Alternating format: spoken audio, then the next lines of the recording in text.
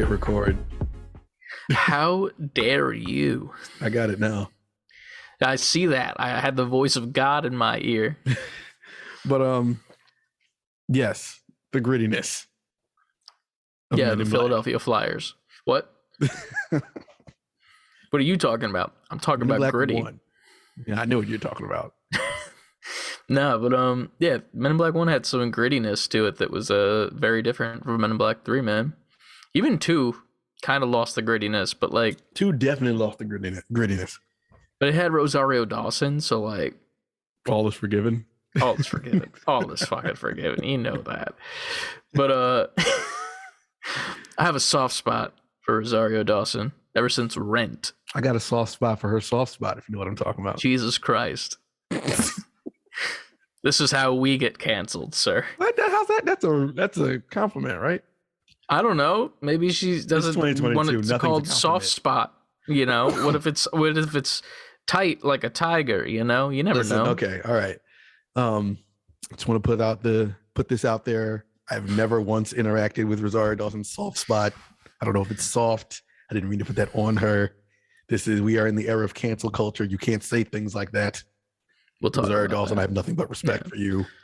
Oh, more than you. Hey, don't. I think she's married, right? I think so. You can still respect her. Yeah, and no, I mean, like, I said, hey, how you doing? Like, and like, she's married. I shouldn't say that. I mean, all you said was, hey, how you doing? Technically, I said it with a tone. You know, there was a tone. Like, I'm doing very good, and then go back to her married life. I don't think that's how it would work. She'd go back to the Go Big show and then call it a day. I still have yet to watch that at all. I've never seen it. T-Pain's on it now instead of Snoop. They replaced Snoop Dogg with T-Pain. Snoop's busy. He's the most famous rapper of all time. True. I called so hard that my thing went blurry for a second. That'll be great for all the audio amigos that have no idea what you're talking about. My camera footage. It's a time, man. This week has been rough. Already. Rough. I don't know why I'm trying to wear this hat over my headphones.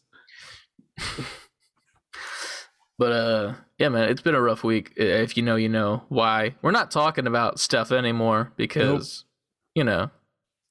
Because y'all some snakes. I say it. I didn't, so it's fine. I'm fine at the moment. But no, you know, we're just not going to talk about stuff that's super personal that much anymore. And we'll get into it where we might talk about some personal stuff after the intro. We're going to get into that big announcement this episode. Yeah, we are announcing it this episode, right? I mean, we did a 30-minute prep, you know. We had before this. I know, right? We had a meeting, a Zoom meeting, literally. But yeah, man, big things happening, big changes coming down the runway for this podcast and life in general. Big things popping and little shit stopping. Big things popping and little shit stopping. Big things popping and little things stopping.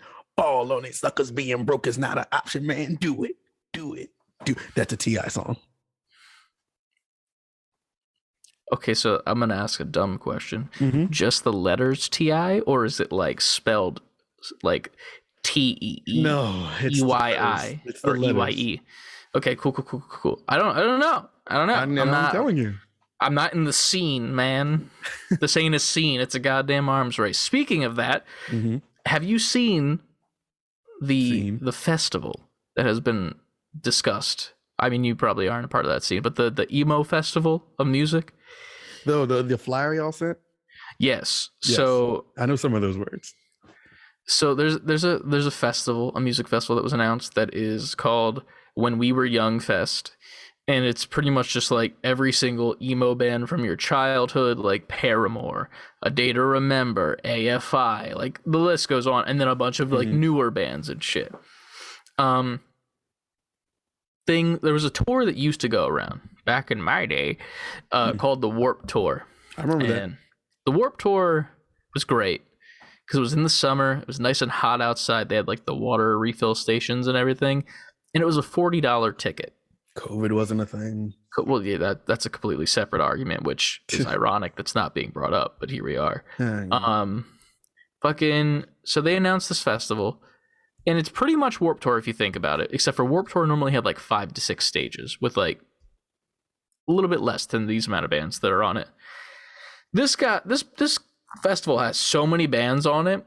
It's just shocking. Like, it's like, what in the fuck is going on here? Mm-hmm. So apparently there's 3 stages. It was insane looking. Yeah. 3 stages over the course of one day.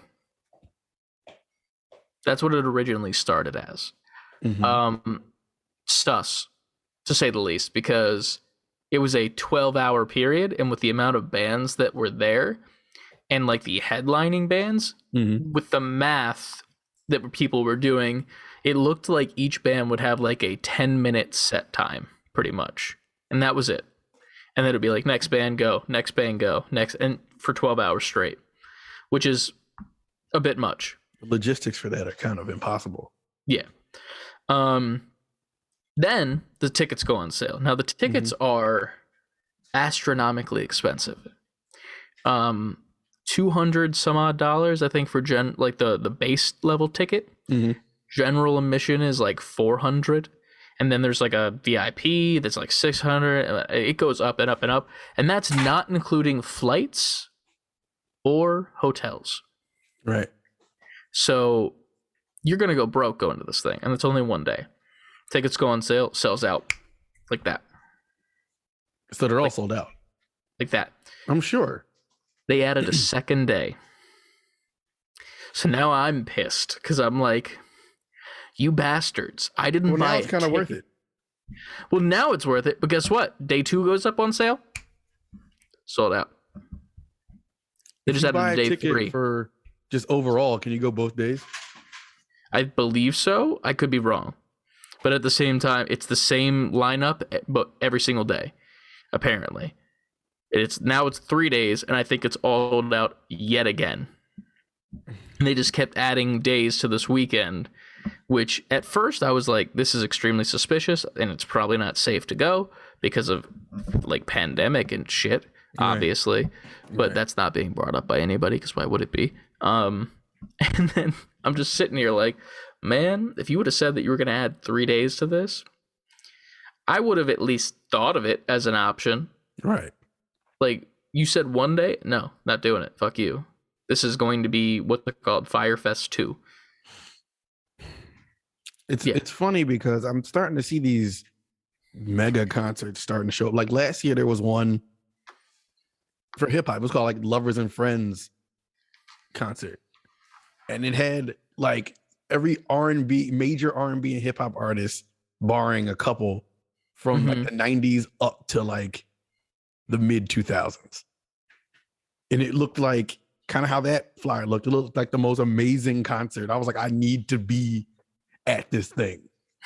Like for my like hip hop heads and my R&B, they had like literally everybody. It was like Usher, T-Pain, Fabulous. Like it was just, the list was insane. You sold me at T-Pain. There's some, like it had everyone at it. It was like, how is this possible? And I didn't get any details on it, like you got details on this one. But it reminded me of that. Oh yeah. It's ironic because a lot of people that are talking about it right now are like, yeah, this is like kind of cool and all now that it's like somewhat legit, but like everyone's like, I'm just looking forward to the documentary that comes out 4 months later about how bad this goes. And like, I hate to say it, but like, I don't see this going well. Like, this is legitimately going to be a super spreader event because of how many people love this music and love these bands. And you know that there's not going to be that many regulations going on because there are none. There's no regulations for COVID. Like, how are you going to plan an event with no regulations? I don't know. And it's the crazier part is we live in the TikTok, Instagram, Twitter era. So like if they're trying to set up a shitty event, that would be stupid on them because people can just live shit on it while they're there. Yeah, man. Like the whole, I mean, I hate to bring it up because it was a horrible thing, but like that Travis Scott concert. Yeah, Astro World, right? Yeah, like the Astro World concert. Like that was insanity. Yeah. So with that having just happened, this better be on the up and up because if it's not, it's not a good time to be doing some shit like that. Yeah, entirely. But I don't know, man. I'm interested to see if it goes off without a hitch. It was just really weird because like even like people that were in the bands that were announced were like, oh, we're in this, didn't know. And like the thing is, I think it was Anna in Discord was like, well, their managers could have like approved them for the tour and like not told the band yet. And I'm like, yeah, but like normally you approve it with the people who are performing before With you the say, consent. yes, we're doing this, you know? But like, even if there is that one outliner, like there's a couple bands that didn't even know they were performing. And then they saw their logo and they were like, wait, what? Yeah, We're performing at this? It's also funny to me, and this is a nitpick. It's called When We Were Young Fest. The song When You Were Young, or When We Were Young, I think that's the song, the Killer song, you know? I mean, I might know it. I don't know if I'll You probably by do. name. You'd know it if you heard it. Yeah, I'm pretty They're sure. not on the fucking set list, yo. You're referencing one of their songs, and they're not on the set list. Yeah, they should at least try to put them on the set list. I get why they chose the name though, because it's songs from when you were young. Exactly. For the audience that would be going. The thing is, like, there's so many options though. Like you have options, like you could call it like Emo Never Dies, something like that, or like It's Not a Phase, like some shit like that, as opposed to directly referencing a band that you're not having on the festival. You heard it here first. And first, people, the next James Bond movie 007, Emo Never Dies. It's just James Bond in like some Jinko jeans. What the villain's name is Painted Finger instead of Goldfinger. Fucking A. That'd be funny as shit. It just takes place in a Hot Topic in like early 2000s though. It just shows James Bond in that outfit just like swaying to this music. Like it doesn't go along. It has like the high energy 007 action music in the background, but he's just standing like there's just a guy in the background screaming over that. Yeah, exactly. Yeah. He's got like those wristbands that everyone used to wear in high school. They're like this thick and they like say the band name on them. I used to have a lot of those too. That was like that was the thing, man. You'd go to Hot Topic, I'd be like, oh, I'm buying a band shirt for this band I follow. And they're like, yo, if you spend another $3, you get Hot Topic cash. And then you just be like, reach your hand in this grimy ass rubber fucking box that just has bands on their fucking wristbands. And you just be like, I want this one. I'm a big fan of Forever the Sickest Kids, man. Yeah, let's go. I'm sure you had to be there. Oh, yeah, you did. And my mother was not a fan of it. Listen, man, high school was a time. I remember the emo kids. Dude, I remember being a part of that group, but not like going like ham with it. But I was the kid at Hot Topic who was like, I have my specific bands that I like, but then I'm also going to buy the cartoon shirts. So like I remember explicitly, I had a purple, like bright purple shirt from Foster's Home for Imaginary Friends, and it had cheese on it. And it just had you don't remember Cheese? The guy, I like chocolate milk. That guy. Oh. Yeah. I wasn't like an avid Foster watcher. I remember Foster's the show though. Was great. Foster's was put him in Nick Smash or whatever. Are they Nickelodeon? The Cartoon Network? They're Cartoon Network. I think they're Cartoon Network, right? Yeah, it's Cartoon Network. Oh yeah, make Nick Smash but Cartoon Network. Give us the universes. Yeah, versus. Whatever. It's called universes, right? Versus. Multiverses. I remember that because I got denied. Damn. That's fine. I at least appreciated the no. But yeah, man. Games. You ready to talk about them and such? Let's talk about them and such. Hell yeah. Word.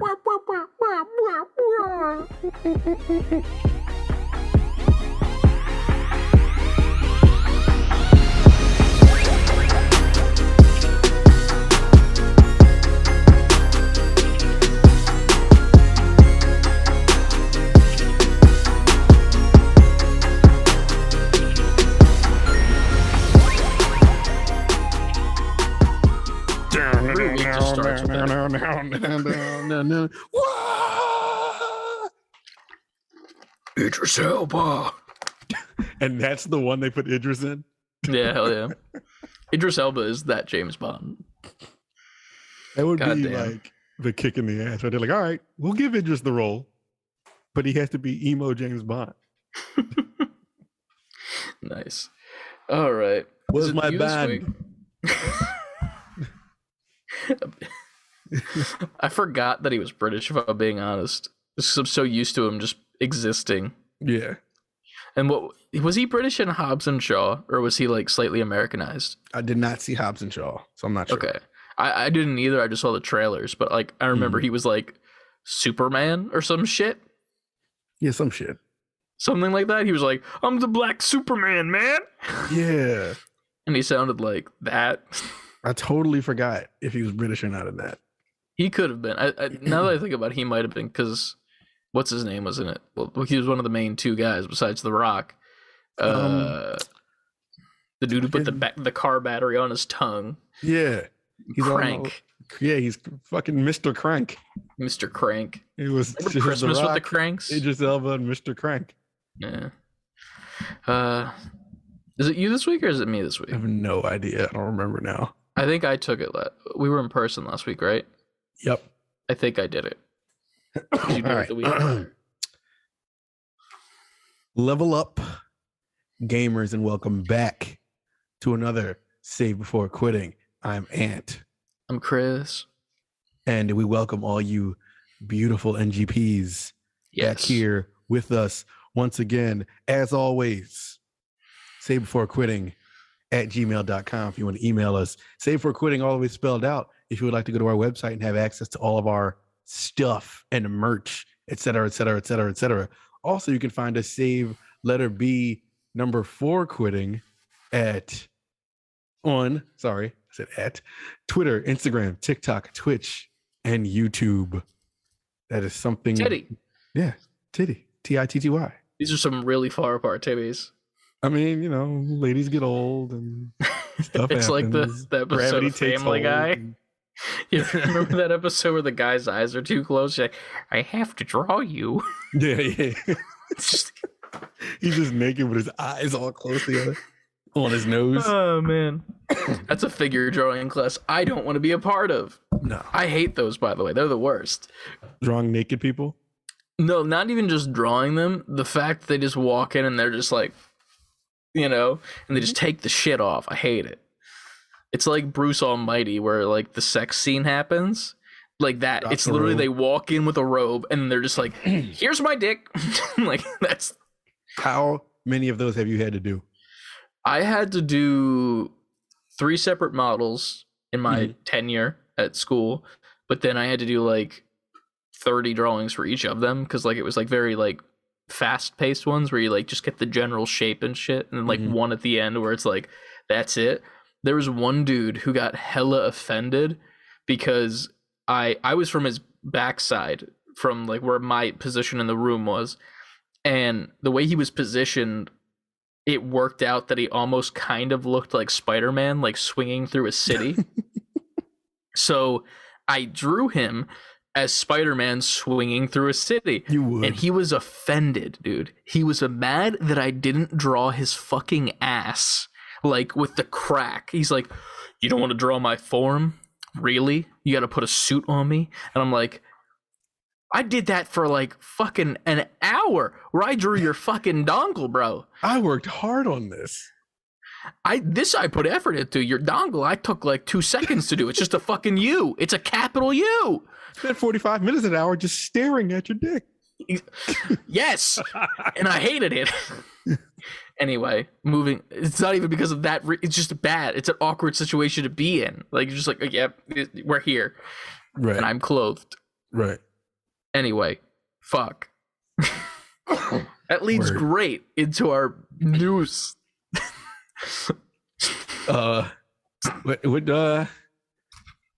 What you been playing, Chris? Nah, man, we gotta do the thing. We had the meeting about. I know. I was just trying to break the dick tension. It's getting worse. So, for all you NGPs out there, we've been talking a lot. We talked about this a lot previously, like maybe like 3 or so months ago. Maybe. Can you get a little bit closer to your mic? Is that possible? Maybe Whoa. not. Hello. I'm very close to it. All right, it's a little better. All right. You sounded a little low. It might have just been Maybe I think it got my loose. headphones. I don't know. It could have been loose, up and stuck and such. Turn So it up. sweet. Maybe 1 second. Sorry. I think that my Zoom is capturing a different microphone now that I think about it. No, it's capturing the snowball. Okay, No, you're never good. mind. I can hear you. All right, sweet. I just wanted to make sure because I thought it was picking up this because I moved it out of my face right as you said that, and I was like, Oh no. Un Sus. momento. yeah. All right, so we've been talking as of late for the past couple months about a way for the NGPs to support us, Mm-hmm. us Support in us. the podcast, and if they'd like to, it's not necessary, never has been, never will be. But we've officially Official. launched a Patreon. Woo! Your microphone cut out there for me, so I'm glad that you're recording the audio portion. Oh, I don't know. I'm gonna stop doing that. Go on. No, you're good. For me, it cut out, but for you, it's probably crystal. We don't know that. All right, serious face. Serious business ad. This is an ad for us. So we launched this Patreon. It's been up for a while, but we didn't really have the correct tier options. We didn't really know what we were doing yet. So we wanted to, discuss it. So we did a little 30-minute meeting. We got it all set. And we got 3 tiers for y'all, and we're going to go through them right now and tell you what you guys can do to support us at different price points and whatever's right for you. Or if you don't want to do it at all, you don't have to. All up to you guys. It's always going to be a free podcast. Always. But starting off, the first tier. I'm reading it on my phone if I'm looking down for the video amigos. Audio amigos, just sit tight. You got this. Hell yeah. So we got the NGP Standard Edition. This is the basic tier. This is at $3 per month. You could support us, and you can support it by being shouted out at the end of every single week. We're going to read off all the people that are a part of the Patreon as like the producers of the pod, because you're kind of paying for it to happen as of that point. So you're going to get a little shout out from us at the end of every episode. We're going to say thank you to everyone who is subscribed to the Patreon and is doing it monthly. You will also be added on the video version as an end credit sequence where your name will actually show up and we'll say thank you to you. So there's that. Other than that, there's also a extra tier that we're adding to that, and not an extra tier, an extra perk where over on our Discord server, which you can join by going to the link in any of our bios, which will always also be free. Once you're in that Discord server, there's actually an option in there that you can assign roles to people and give them like special tags and stuff to like show what kind of a person or a fan that they're into, like different stuff like that. For instance, Ant over on the Discord server is a indie guy. I think that's what the tag is the indie guy. Indie nerd. Indie nerd, I think it is, yeah. And then there's Star Wars nerd, will be anime weeb, stuff like that.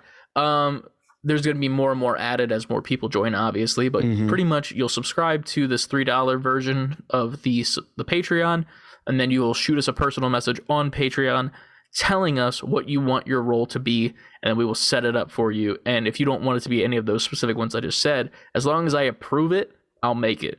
As long as it's not like Big Dick Chungus, I'm not gonna do that. Sorry. As much as I think that'd be funny. In art class. Yeah, no, it was literally just a capital U. It wasn't much of a Big Dick Chungus. It was like Times New Roman 12-point font. Anyway, was it clunky? Join the Discord, please. But that is the $3 tier for the standard edition of supporting ya boys. After that is the deluxe edition. Now the deluxe edition is only a couple dollars more. It's $5 a month. In this, you get everything that we just talked about for the basic edition and the standard edition of the supporting, but you also get an additional podcast every single month that is exclusive to the Patreon. It will only be uploaded to the Patreon as video and audio. Most likely, in theory, we could probably just do it as only video because audio will be weird on Patreon. Whatever. Well, I guess in theory, if it's strictly video, then yeah. Yeah. Either way, you're getting an extra podcast per month. It's a completely. Is this the one where we said we were going to be goofy, or is it the next one? This is the goofy podcast. Yeah. Podcast. So The $5 tier is going to be the Off the Rails podcast, in which we get pretty much off the rails every single time. Now, you might be saying to yourself, guys, you get off the rails almost every fucking week. Listen. Not as off the rails as we can be behind a paywall. Yeah, we will be so off the rails in that area. We might be able to talk about more personal stuff if we want to. We don't have to. We won't get super specific on stuff, but we're gonna try and keep that out of the main podcast a little bit more as of late. For it might reasons. it might not just be like wacky off the rail stuff. It might just, like you said, it might just be what's going on in our lives, some personal things, how we feel about certain things. It might just be stuff like that, but it's more into our minds. Yeah, not just consumed with video games. Yeah, a little bit behind the scenes probably as well too. Yeah, and with that, it'll have a comment section where, like, if say we want your opinion on some stuff that we're gonna do, you can answer us, and you'll get first dibs on telling us what some stuff you want to see is. But yeah, you get that in addition to everything else. You also get first dibs if you're in this tier to be on the live podcast. If we decide to do a live podcast outside of the next tier, which we'll talk about in a second. But if you're among the Patreon members, you get first dibs to be on a regular episode that we do. Like, say if we want to do an episode with 3 NGPs, you get first dibs if you're on Patreon. We're gonna roll for it. We'll put you all on like a roulette board. Whichever first 3 win, you're on the podcast. There's that. So there's that. That is the deluxe edition for $5 per month. And I think it's a recurring payment, so as long as you stay on, you keep those benefits and those perks. So just keep that in mind. Yep. Service. That. And then the final one is the NGP Collector's Edition. In this tier, you get everything that we just said in the previous fucking podcast. In the previous tier. I have to get used to saying these like buzzwords because I'm not used to it, you know? I'm saying like Patreon and part. Anyway, get used to it with us. Exactly. So you get everything that's in the previous tiers, obviously. But with this one, every single month from now on, if there is someone in the collector's tier, we will have an episode where the NGPs are on every month. Yep.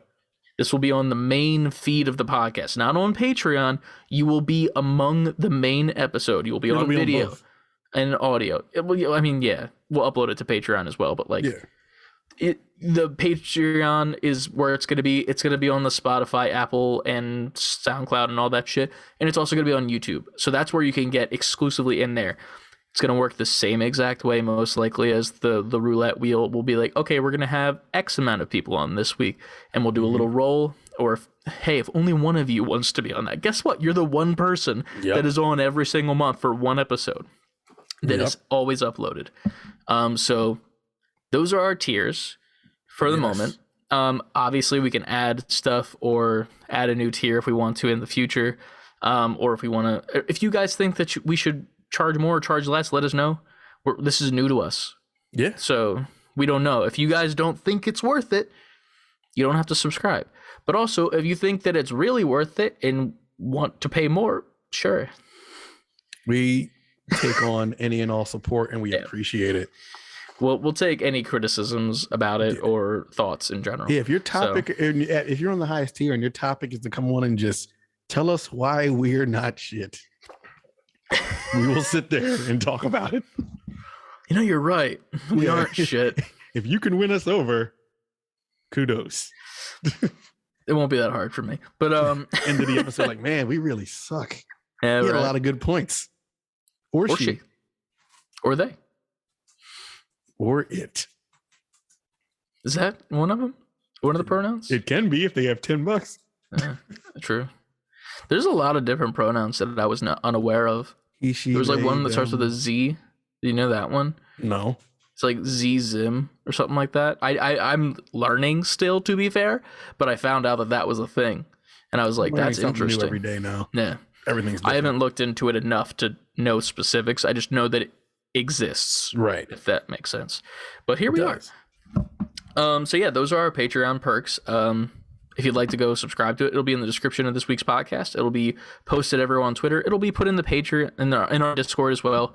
So it's all over there. If you want to support, support. If you don't want to support, don't support. just comment on the YouTube video. That's fine too. CLD did it this week. He said, I commented on the video. It's exactly what we said to do last week. And we appreciate him for it. Yeah. He doesn't need to pay us money. We'll have the Patreon. If you want to. Yes, always can if you want. We'll have the Patreon link in the on all of our bios and stuff, of course. Mm-hmm. But also in the description of this episode, and probably for every episode here on out. Hell yeah. So yeah, let us know what you guys think. And while you're doing that, either via email or Discord or whatever all that is, and what have you been playing this week?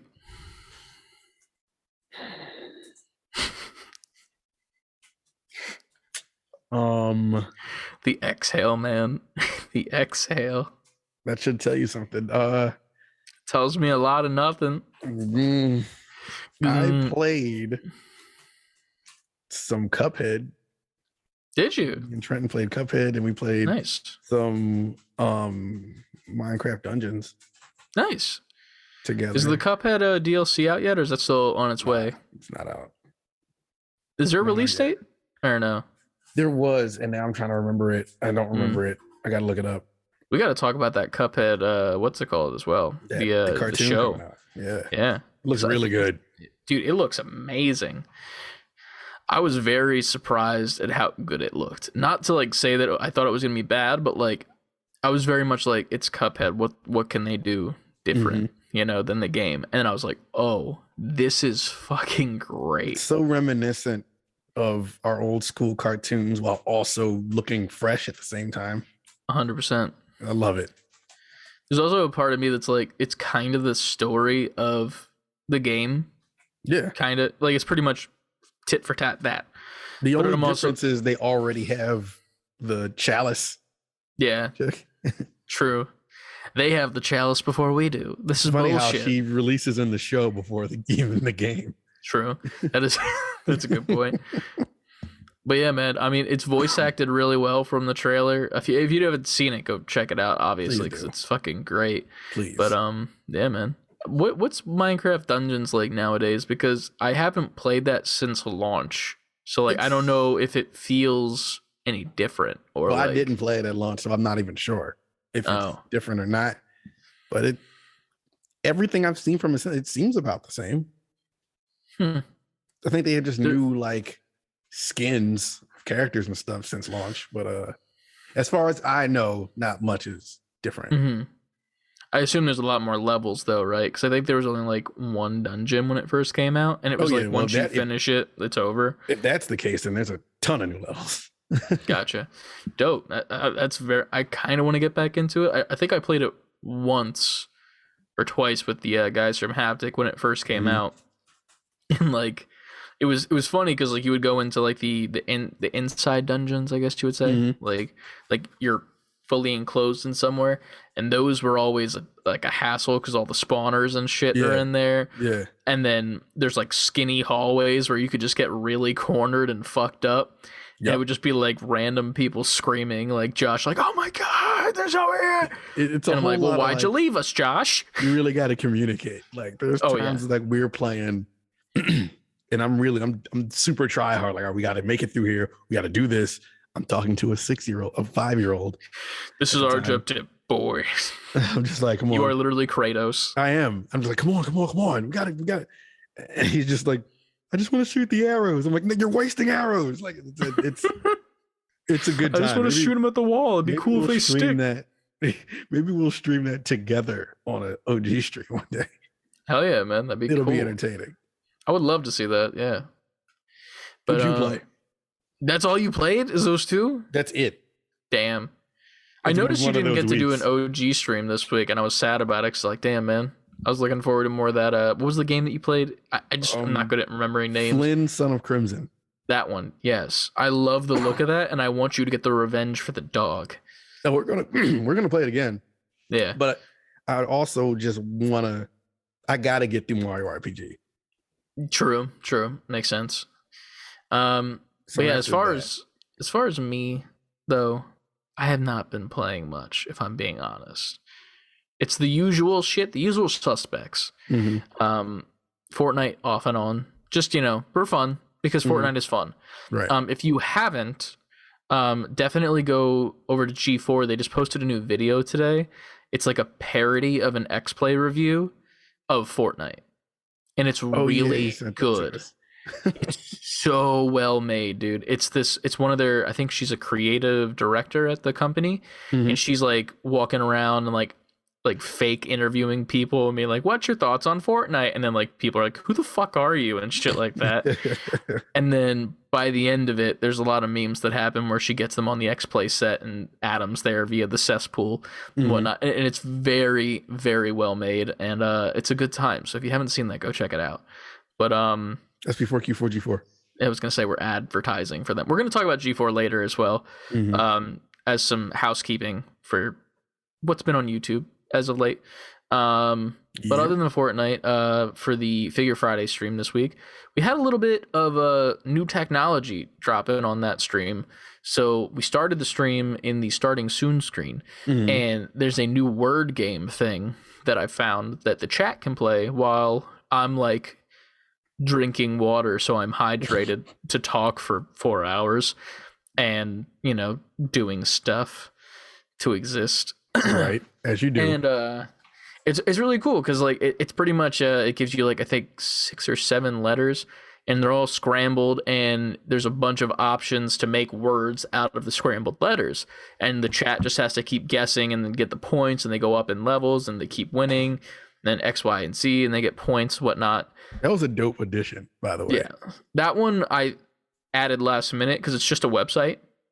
Like you literally just go to the website. It's called Words on Stream, and you just add it as a browser source to your sources. Right. So you just go browser source, post the website in there, log in with our Twitch, bada boom, here it is, and it's linked to the chat right away because it's right there, and linked to our Twitch. But then I went live officially, and I debuted our new thing that's on my stream. For now, I got to figure out how to get it to yours. You might have to spend money, which we already discussed. Yeah, it's all good. With stream avatars. That was dope. Yeah. That was a lot of fun. Your little dude got his ass kicked all night, dude. I don't know why I was public enemy number 1. It was funny because like you weren't there the whole time. Like actually, like you were there, but you weren't there. You know. Yeah. And people were just like, "Oh, Ant's not here. Let's beat the shit out of him," and like kept killing you. But if you don't know what I'm talking about, pretty much, if you're in the chat and you're a follower, you get this little avatar that pops up on the bottom of the stream now for Fridays, and it'll pretty much give you a text bubble whenever you chat. So like that'll show up on stream, and then also there's little like functions and stuff that you can do to control it in the little drop down menu at the bottom. And it's really cool, a lot cooler than I thought it was going to be. It was really fun. Yeah, and there's then a lot grabbing the stars and trading them in for points to get new outfits and everything. Yeah, so like everyone can get new outfits, new weapons, like things to hold hats. You could change your color if you want to be like blue or green or purple or whatever.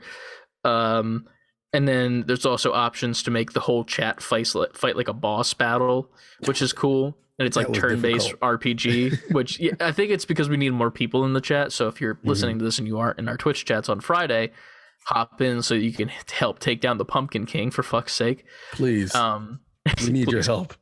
There's also options so that I can do a battle royale, which is pretty neat.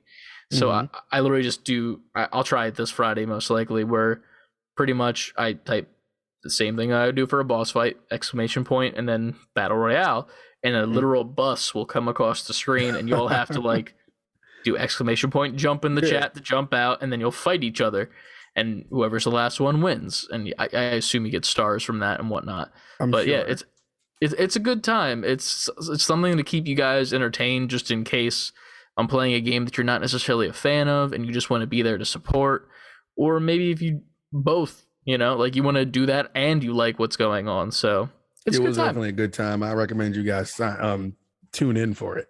Yeah, I'll be definitely going live this Friday with that. If you're listening audio wise or video wise on Friday, we're always live Friday night.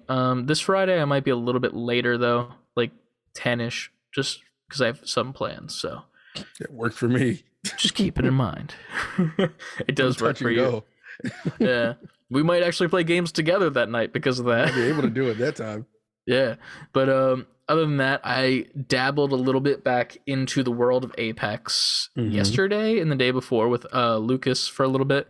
There was a new map on arenas that I just wanted to check out, and it was cool. Like, we played one game that was pretty good, and we still lost. Like, but it was at least a good game. Like, we gave an effort, and then we got into the next game in which we literally, I don't want to say we were hacked on, but it seemed very suspicious how fast we died.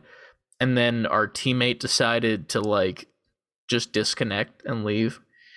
And it was just Lucas and I. Needless to say, when that happened, we raged. Well, I mean, I didn't rage as much, surprisingly. Like, I was pretty calm, and Lucas raged. He's like, "We're going to play Fortnite with Nicole now." And I'm like, "Okay." I'm not going to argue. Exactly. But other than that, a little bit of Rocket League as well. That's it. I wanted to get back into Rocket League because it's fun. That's One day I'll get into Rocket League. It's hard to get into, man. I kind of figured that at this point. Yeah. Personally, I like it better on PC because I feel like it's easier to control with keyboard and mouse because you're using WASD, and then your shift key is your what's it called? Your roll to like roll the car. And then your mouse, your right click is your like jump, and then if you hit it again, you jump forward again. So like you flip, and then if you just hold different directions on your WASD, that's which direction you'll go and whatnot. Yeah, I can see how that will work. Yeah, and your boost is your left click, so it's a lot easier as opposed to everything is here. Right, and that's it, in my opinion. Kind of spread out. Yeah, but I like it on PC, but I'll still play it on controller personally. But yeah, man, it's been a time. Needless to say, I want to play more games, but it seems like the only games that I'm going to end up playing this week are going to be Arceus, most likely this Friday, or if I can, for a bit. Friday? It does come out Friday. Yeah. Did not. I mean, it's on Switch, so I mean, that's good for you. It is. I just got to make myself play it. Yeah. I mean, hey, man, you got to drop in and play that out. But I guess leading into the news, I guess we could talk about the starters that were leaked a bit. Not necessarily the specifics of them, but after seeing the final evolutions, which one do you decide that you're still playing as? Are you still... I know you were a grass guy from the beginning. Are you still grass? I'm still right. going grass. I feel that. I am as well. We had a little bit of a discussion in our Discord because there was a dude who makes Pokemon content, and Ryan had some things to say about him, needless to say. He was not happy with that person. He was not happy. It's also funny because Ryan didn't want to watch the video. He just saw who it was. He's like, nah, fuck that guy in the first place. Also, I don't want to get spoiled. And I'm like, I said to him, I think 2 days later, I'm like, are you sure you don't want to watch it? Because, like, what if who you choose or you want to choose doesn't look like what you're gonna like? Because then you're gonna have a bad time. In my opinion, you'd have a bad time. Like, I always want to know what the final evolution looks like for a starter, at least just the starter. I don't care about everyone else's and whatnot, but I love the grass design. I think it's fucking amazing. It was, and people were shitting on it. Same, and people were shitting on it. People thought it was fucking terrible, and I was like, how? Now, to be fair, I didn't necessarily, none of them kind of blew me away. It was like, okay. Yeah. I mean, but I don't think that's this game's fault. I think it's just after how many generations has it been? Once you get here, it's just like, all right, show me what it is. All right, whatever. Like, none of them were like, I'm immediately drawn to this. But out of all three, that was the one for me. Oh, 100%. I mean, and not to talk down on the others, like, the water type's fine. I think it's minimal changes to it. It's just a little bit like stylized compared to the regular version of it. And then Typhlosion is definitely different. Looks a lot different. Once you put the fire on the Pokemon, it's it's a close second for me when the fire is on. I don't know if you've seen a picture of that or not yet, but it looks really cool. I think so. He's ghost fire type. I like the combination. Yeah. And it looks really cool. Yeah. But I'm very much going to also stick with grass because I think it is. I don't think it's a better than the original version. I think it's on par with how cool I like the original version, because the original version of the grass type, I think its name is Rowlet, it would evolve into like a bird that would pull a string from I its remember wing, that. and it would I like remember that. bow an arrow. And now this one, I'm not going to spoil it because I don't want to, for the people who are trying to stay, it's today it comes out when this video version is out, so I'm not trying to be that guy. Yeah. But it looks so cool. It Like, does. All I'm going to say about it is it reminds me so much of Ghost of Tsushima, of what I'm currently looking like in game, and I love it so much. That's all. That was a That's not creative even design. Yeah. So I love it. I think it looks cool. I'm not a huge fan of the legendaries. I'm not gonna lie. We're not gonna talk about it.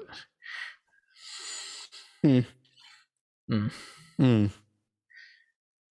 talk about it next week. Yeah, all bets are off then. Yeah, but all right. Actual news that we posted in our Discord. Off to the news we go. Here we go, off to the news. All right, let's get to the top of the news. Yeah, I was gonna say we have a lot actual news this time. You posted so much stuff today. All right, where did we start? I think it was the Star Wars stuff, or no, Valve. Yesterday at 6:30. And we already talked about Cuphead. Further down. No, you started it on January 20th. What did I say? The WWE 2K22. Oh, I saw the Pokemon stuff and I stopped there because it was like right in between and we just talked about it. But WWE 2K22. The trailer came out that was like the hype trailer. Yeah. Where it has like little cut-ins of the gameplay, but then it actually has the WWE superstars in like a location doing skit-like stuff.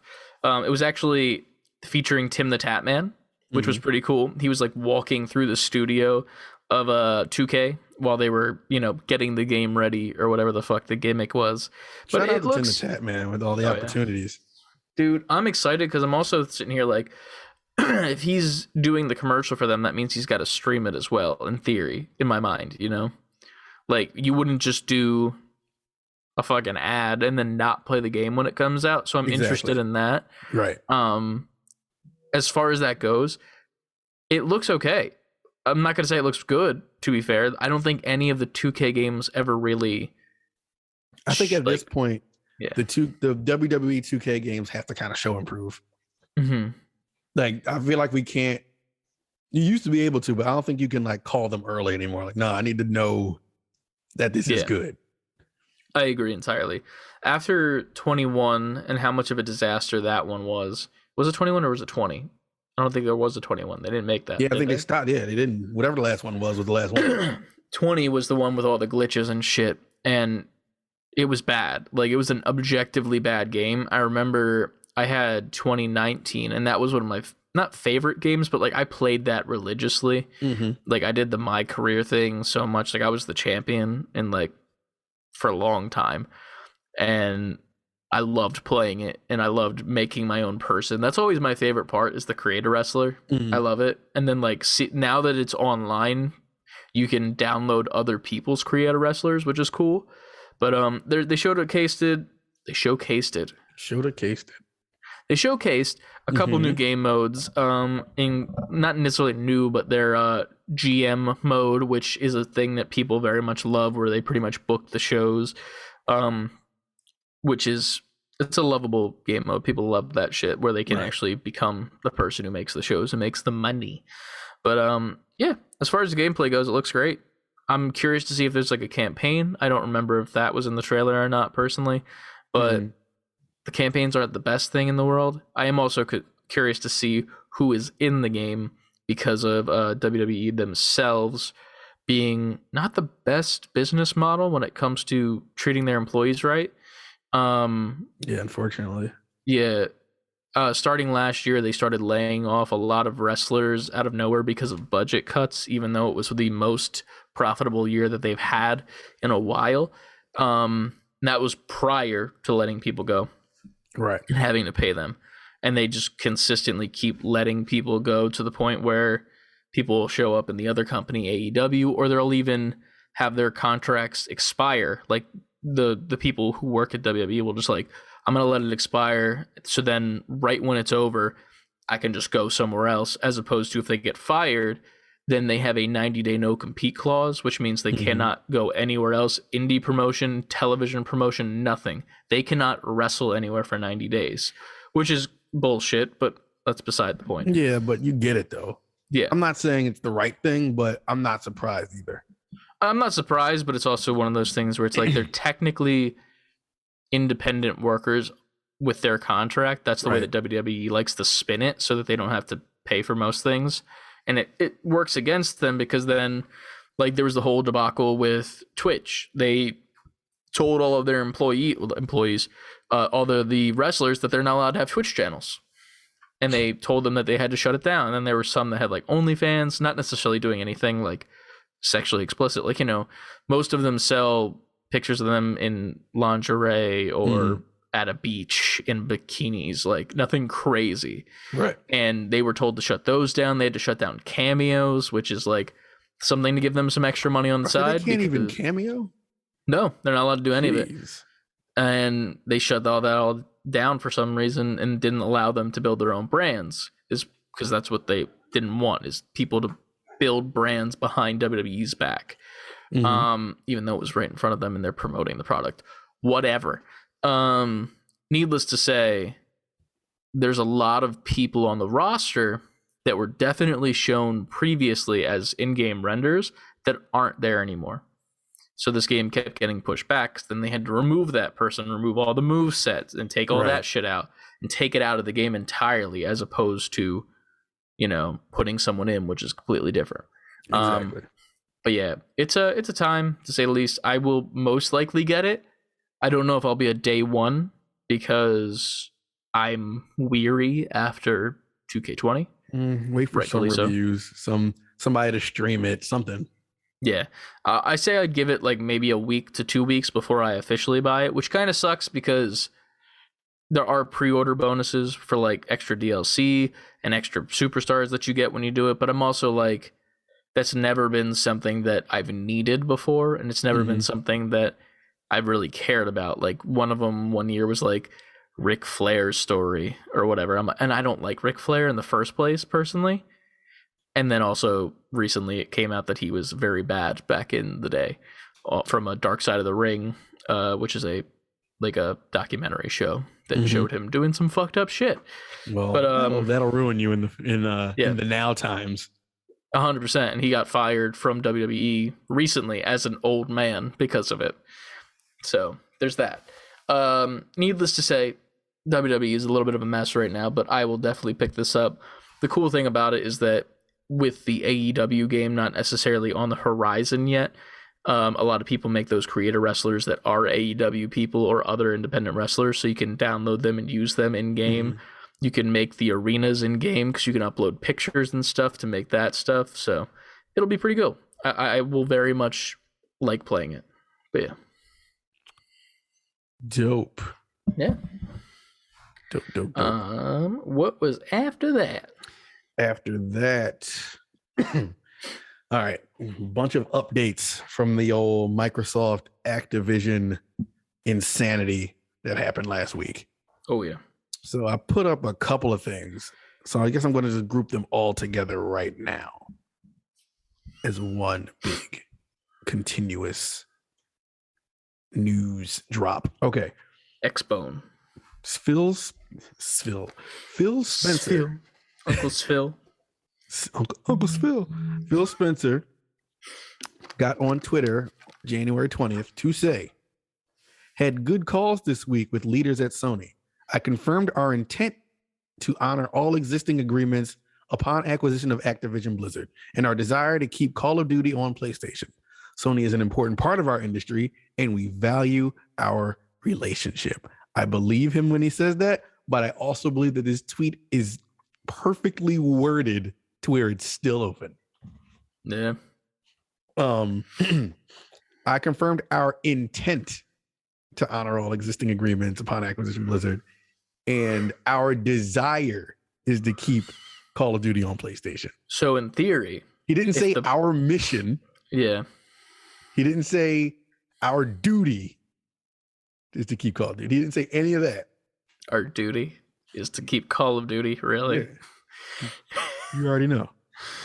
Nah, man, they definitely left that like that because if Sony doesn't want to pay the price that they're asking, the intentions are still there. It's just that Sony's not willing to pay.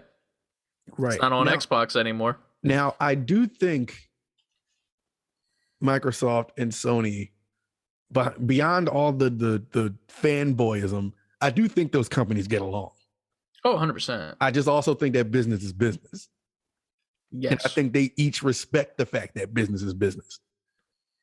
Again, I think I said it on the last pod, but I could see if they wouldn't keep all the main Call of Duties on there, I think they'll at least still have Warzone on PlayStation. They'll 1,000% have Warzone. They can't not, because that's just the biggest bread maker for them. There was a follow-up to that. Did I put that in? Schreier. Yes. Today, Jason Schreier said, Activision is committed to releasing at least the next 3 Call of Duty games on PlayStation, even after the Xbox acquisition, according to people familiar with the deal. That's Call of Duty 2022, Call of Duty 2023, and Warzone 2, which comes in 2023. Did not know about Warzone 2. I feel like that's just like a new season or something. It would have to be. After that, it gets hazier. With other recent acquisitions such as Bethesda and Obsidian, Microsoft fulfilled existing contracts and then released or announced subsequent games for PC and Xbox, no PlayStation. To be clear, this news of Activision's contract with Sony is not related to the timing of when the acquisition closes. The contract was signed before last week's news. So, that being said, Xbox has to honor the contract of Call of Duty being on PlayStation till at least 2023. After this year's and next year's war. So like we're looking at holiday next year, 2023. Because if it's Call of Duty, it's going to drop, November? Around then, yeah. So they have to get those Christmas kids in. Yeah, exactly. So we're going there. Everything's going to go as usual up until that point, at least when Call of Duty is concerned. Yeah. Everything else is still out on the table. Right. And he said after that, it gets hazier because with the deals with the previous companies they bought, once they fulfilled those contracts, it was just PC and Xbox. Again, that's not saying that's definitely what's going to happen. I do just see, because either way, Xbox is going to make a shit ton of money. Yeah. Because even if they left everything on PlayStation, now those are Microsoft Studios games. Yeah. So they're getting paid regardless. Every single time. It's going to be like Xbox Studios right as you launch it on your PlayStation. You said that last week. Like, it's going to be very interesting to see. I still think their goal is to get Game Pass on PlayStation. I don't think it'll ever happen, but I think Sony's trying everything in their power to not do it for sure, especially with their streaming service about to come out. The thing that makes me think that they won't is like, but here's the thing with Game Pass. It's like the amount of games that they have on there. Do you think that they would get those games as well for the PlayStation Game Pass? I think they're going to get like a gimped version of Game Pass. Kind of how, not exactly how, but how PC doesn't get everything that you can get like on the console of Xbox. But that PC version would still be way more than the PlayStation one. I could see them giving PlayStation the day one Microsoft stuff. So now you can turn on your PlayStation and play Forza, Halo, Gears. But I don't see them giving up that third party gateway. I don't see, you're not going to get like all that Activision stuff, all that Bethesda stuff. Yeah. I don't, unless they make a specific deal with like Call of Duty or something like that. 100%. I feel like Call of Duty, it's ironic because like that's the biggest topic, even though like they might add Call of Duty to it. Yeah. It's weird because I feel like that's the gateway. like Call of Duty is the gateway for Game Pass to make its way to PlayStation, if that were to be a thing. Because you need to strike a deal that's good enough for both of them for that, so that they could even be in talks for Game Pass. Because you can't just go straight to Game Pass there. You need to like ease into it with Call of Duty. If they can make a deal that works beneficially for both of them, then they'd be willing to talk about, okay, we understand Game Pass is the best thing in gaming. How can we get that on our console? And then if Xbox wants to shaft them there, sure, whatever. But like, if PlayStation has the money, they have the money. But you need to use that, like, you got to butter it up, you know? Yeah, I think that you get a little foreplay with the Call of Duty. They got to mess with PlayStation's soft spot. Yeah, you know, exactly that. Is that what they call it? Is it a soft spot? I thought that didn't exist. The soft spot doesn't exist? I thought we just talked about Rosario Dawson in the beginning of this. It was a joke about the clitoris and how men don't think the clitoris exists. Oh, well, don't tell Rosario Dawson I said that. Cool. All right. I'm glad. Moving forward. Moving forward. I think that now that we talk about it, I think if they give them Game Pass, it's going to be like a medley of what's available on Game Pass, but not like full on. I cannot see them giving PlayStation full on access to literally every single game. Yeah, no way in hell. Not happening. But I mean, it'll be interesting to say the least. I could see them like incrementally doing it if they were to partner in any way like that, but I don't know. I feel like that's also like a scary thing to think about, because it's almost kind of monopolizing the game, because you're merging things into one kind of, it's like the first step to merging almost. It will never do that because Microsoft and Sony themselves will never do that. But like, if Xbox and PlayStation, the subsidiaries that are like in deeper, I don't know, man. I tell you this, if Microsoft were to make another deal and they bought like another gigantic company, like if they bought like Ubisoft, I'd be like, all right, y'all are doing a lot now. Yeah, this is getting crazy. Could they buy a Respawn, or did PlayStation get them officially yet? No, nobody has them officially. They launched with Xbox because they Titanfall 1. Yeah, but I don't think anyone owns them. There's a part of me that almost like if they bought EA, them. That'd be nuts. If they bought EA, there's a part of me that wants that.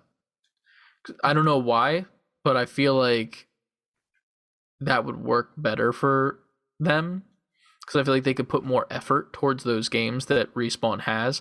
Not that there isn't. Like, I mean, Apex obviously has its issues currently. Titanfall also has many issues, but like, if there's anything in the background of the Titanfall series, you got that going. Yeah. And then there's just so many options on the inside besides that, which I think is the next news story, right? The Respawn stuff, right?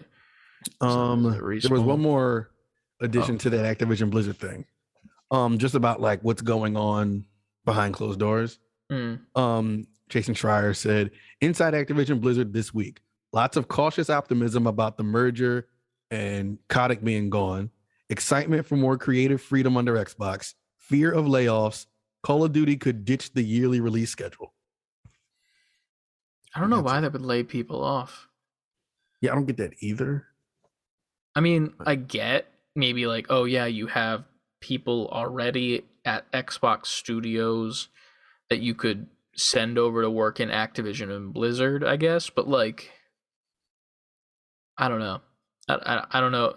If there were going to be layoffs, I feel like it'd be layoffs for the right reason, like as opposed to lay off everybody, you know, that type of shit. Like, it'd be like, oh, here's the file of all the people that were terrible people to I think that women at our that's company. What I took from that.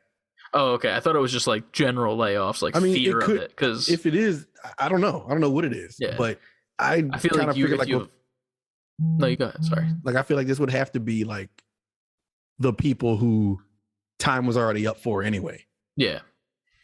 I feel like they're not allowed to have fear, though, in my opinion. Not to be a dick, but like also be a dick about it, because fuck those people. Right. You know? If you should have been out of there a while ago, yeah. Right. Have some fear, but like it's justified, you know? Right. Exactly. Yeah. I don't know. I'm interested to see it, man. It's weird because like it just happened last week, but it feels like it's been so long since it's happened at the same time. Like I'm just like, okay, so where's the games like now? And that's the Like crazy part. We ain't gonna see that shit. We're not gonna see what comes from all of this until like 2024. yeah, not in the least bit. I will be excited to see where they announce all the stuff happening. I'm assuming they're going to do it at some sort of game award or maybe even Summer Games Fest, because that seems to be the two options nowadays when it comes to that. Especially with Xbox, like they do their own like presentations, but they're not as big as like a Sony one or a Right. Nintendo one, and like Xbox will always make an attempt to be at the presentations done by Keighley or E3, Right. which is I find that admirable. Like they don't need to be there, but they still go. Like they go there and then they also do their own shit. Like Xbox got games. Because Xbox got a deep wallet. They take out games. It's an asterisk deep wallet. Xbox got money. Yeah. I think I could see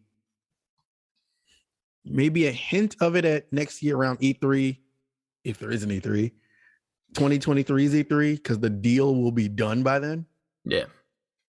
But definitely I see like Game Awards 2023, like end of next year. Oh yeah. We're probably going to see some like crazy Big shit in the works for It's Microsoft. gonna be so fucking rigged. All the awards, dude, are gonna be so rigged that day, dude. You have That's no why idea. Just watch it for the announcements. Yep.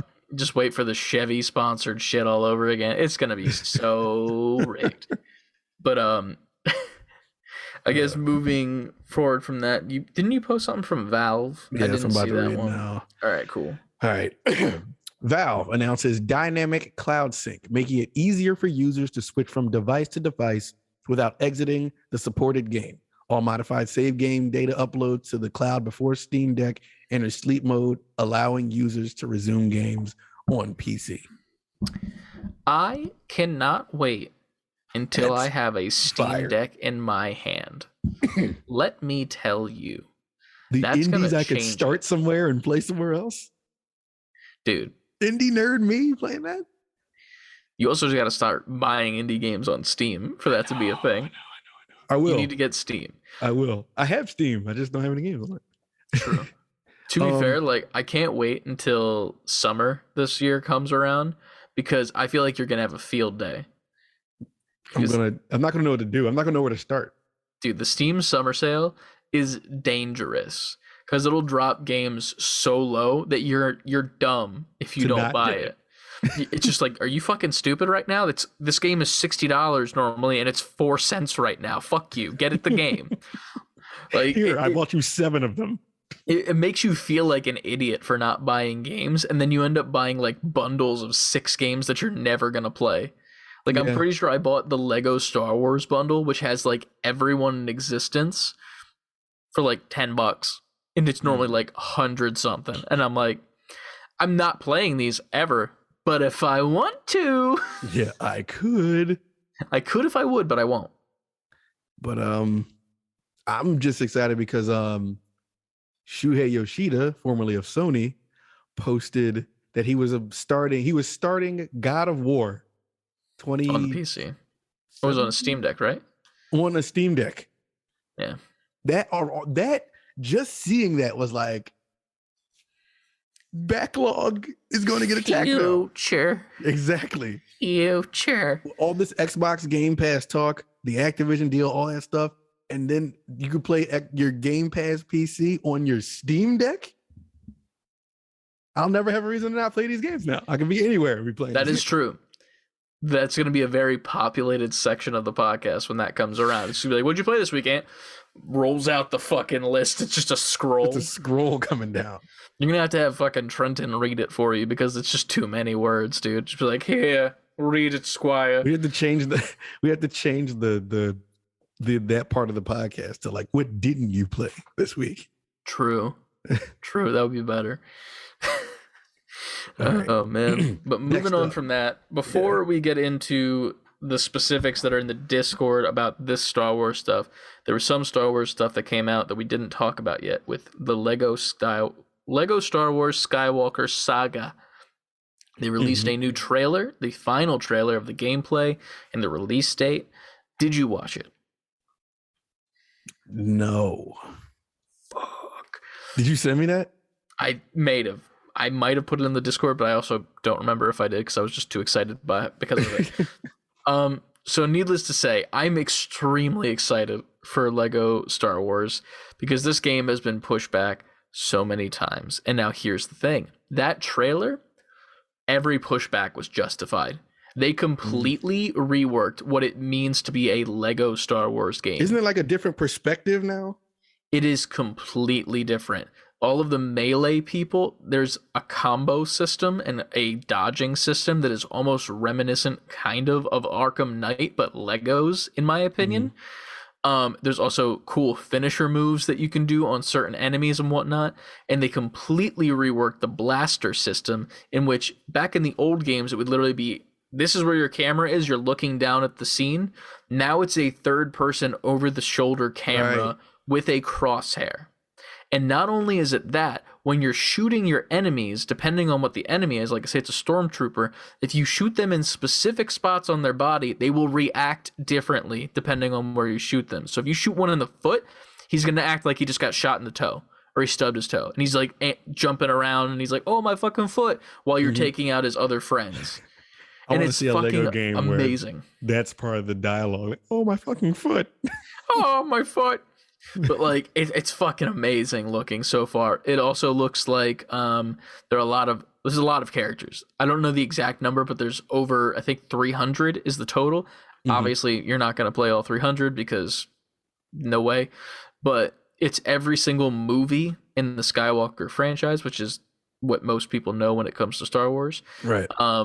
So probably not much of the stuff that I would be into, like Rebels or Clone Wars or Mandalorian. I'm assuming those are, well, there's the DLC with the Bad Batch, and I believe Mandalorian as well. So I will be getting that because, of course, there is, I believe, voice acting in the game. So there's a little bit of voice acting for the actual like movie parts. And then there is an option to turn on, if you remember from old Lego Star Wars games, they didn't have voice acting. It was like The Sims almost. Yeah, that garbly talk. Yeah, it was called mumbling. And there's a mumble option to turn that on in the game if you would like to like relive the old Lego Star Wars days. Yeah. So it looks great. There's also ships and like flying. And the fast travel system is amazing because you'll pull up your HUD. You'll have this map of all the planets you can go to. You'll click on it, you'll get in your ship, and then you'll go into hyperspace. And if you come out of hyperspace, there could be a Star Destroyer there. And you will have to do a dogfight so that you can then land on the planet. Okay, yeah, they went crazy. Yeah, they did, dude. When does it come out? Fucking hard. April fucking 5th. Birth month, baby. Just for you. It's your birthday gift. Literally. I mean, it will be. I'm also apparently going to Galaxy's Edge, my birth week. Yeah. It's all coming together. I love it when a plan comes together. Just be on the plane playing that Star Wars game. I don't know if I could do that. Maybe I'll get it for Switch. Will Steam Deck be out by then, or am I just going to Oh, wait, never mind. You're right. You're absolutely right. What? You might not be playing it then. Yeah. I don't know if Steam Deck's out by then. If it's out by then, maybe I'll get it on Steam instead. True. Or Game Pass. I don't know. Either way, I will be buying the fuck out of that game. And all these other ones that were reported today. Would you like to take these away? Because I actually haven't read them yet, so I would like to be surprised as you're reading them. Oh, okay. I did it on purpose. Got it. I wasn't busy at all today at work. EA themselves, the EA Star Wars Twitter account, tweeted out, Electronic Arts and Lucasfilms announced new Star Wars titles from Respawn Entertainment. Star Wars Jedi game from Stig Asmussen and the team. We already knew about that. That was coming. All right. FPS game with Peter Hirschman leading development. And a strategy game by Studio Bit Reactor that Respawn is producing. So all right. Respawn is very busy. That's the one that I did see when we were talking in the Discord. That's all I saw is because someone said Star Wars Tactics game, and I'm like, I would love a Star Wars Tactics game because then I could like try it. I didn't know that it was actually a thing. I thought we were just discussing that Star Wars tactic games could be a thing. Nope. They My bad. they are working with BitReactor, and BitReactor tweeted out right after that. Guess this is where the fun begins. It is a thrill of a lifetime to work on EA Star Wars game with Respawn. Learn how you can join our team. And That's also what I saw. I went and applied. Here we are. they and BitReactor is people who worked on XCOM and what was the other game? That's the other thing I said. I'm trying to find where I put it in the chat. Oh, and the Civilization games. Okay. So, the guy who worked on those. Yeah. Respawn, EA Star Wars, they're busy. Oh yeah. They are working. I'm very excited for the next iteration in the Jedi chronological series, I guess, because it's not going to be Fallen Order, obviously, but whatever the next one is with Cal Kestis, and then a first-person shooter, I assume would have to be Battlefront 3. I mean, I'm pretty much assuming that too. I mean, it's been long enough, but at the same time, I would also enjoy just an actual Star Wars game that's a first-person shooter that's not like a game that's like a mass market game, like almost like a story first-person shooter, if that makes sense. Like you want the Titanfall campaign mode, but Star Wars. That would be amazing. I was about to fucking say it. That would be crazy if it was at that level of production. Dude, do that, make it like a bounty hunter game, and like you have to go on different missions to hunt down different bounties and bring them in and get your credits and shit, but there's like an overlying story on top of all of that stuff that's going down, like in the criminal underground, or like the huts or whatever, like the mafia of what it is in the Star Wars world. That would be my jam. That would be crazy shit. And then tactics. I don't like tactic games, but I said I would try it because Star Wars, and I'm a simp. Hey, well, simp away when this comes out. I will. It's gonna be a big year for Star Wars, man. Yeah, and Respawn. Is it just EA or is Respawn making the tactics game as well? They're working on all three. Damn. Have they ever made a tactics game, Respawn themselves? I don't know. I don't think so. Yeah, because the Star Wars account, the EA Star Wars account said, we're excited to announce 3 new Star Wars games officially in the works from Respawn. Damn, that's Respawn crazy. Working. Well, kudos to them. We always love Respawn here, even with all your games starting to break a little bit. Other than that, you just recently spam posted a bunch of news because we hadn't recorded yet. So next up from Wario64. Blizzard Entertainment is hiring for an unannounced brand new survival game on PC and console. Did you apply to that one too? I didn't see this till now, but I will. I'm applying to almost everything that exists as of this point. Is that the art from the game, actually? I guess. Unannounced survival game. They do have a lot of positions open. Senior character artist, engineering. These are all like leads and seniors and shit. I don't know if I could do that. I'm looking for some entry level shit where they're not asking me to fucking have posted a AAA game, which is all of the entry level positions apparently. Sit in the big seat. Yeah, right. Dude, I hate that shit. I've been applying to so many positions in both gaming and film for animation, and almost every single one, even though they're listed as entry level, is like requirements. The first one after your schooling, at least 2 to 3 shipped AAA titles or an animated feature film. I'm like, how is this entry level? Like, you can't tell me that I need to ship a AAA game if this is an entry level position. I run into the same thing when I look for audio jobs. It'll be like associate audio engineer. I'm like, all right, what's in this? And I read it through. It's like, has worked on a AAA game, has been in a game studio. I'm like, all right, well, fuck. Has literally walked into a game studio before. Well, I fucking am not. I don't have that requirement. I'm done. There it is. I'm like, but it's an associate. I'm not no senior. I'm not even mid-level. It's bad, dude. But next up, in the video game world, technically, Do you want me to read this one? Like, Dwayne Johnson says that he is doing another video game movie. He quote says, "We're going to bring one of the biggest, most badass games to screen, one that I've played for years." He obviously didn't reveal what game that is, but we just know that he is going to be in a video game movie this year, or one that will be announced this year. If you had to think about what game The Rock has played for years, what would you think it would be? I'm thinking more about that than the fact that it's just a video game movie. I don't even give a fuck. I'm more so thinking, like, what have you, The Rock, who has the schedule of a madman, been playing for years? Besides Candy Crush or like Pokemon Go, you know? Because you're always on the go. You're always on a movie set. You're working out. You're eating 30 stacks of pancakes. You don't have time to sit there with a controller. I don't know, man. I don't even know. What's Unless the it's game, like a retro game. What's the game on phones where you swipe the turn? It's like he's like in a tomb. Temple Run? Temple Run. He'll be the Temple Run guy. He's always in these forest movies and stuff. You're not wrong. You're not wrong. Like, you're not actually wrong about this.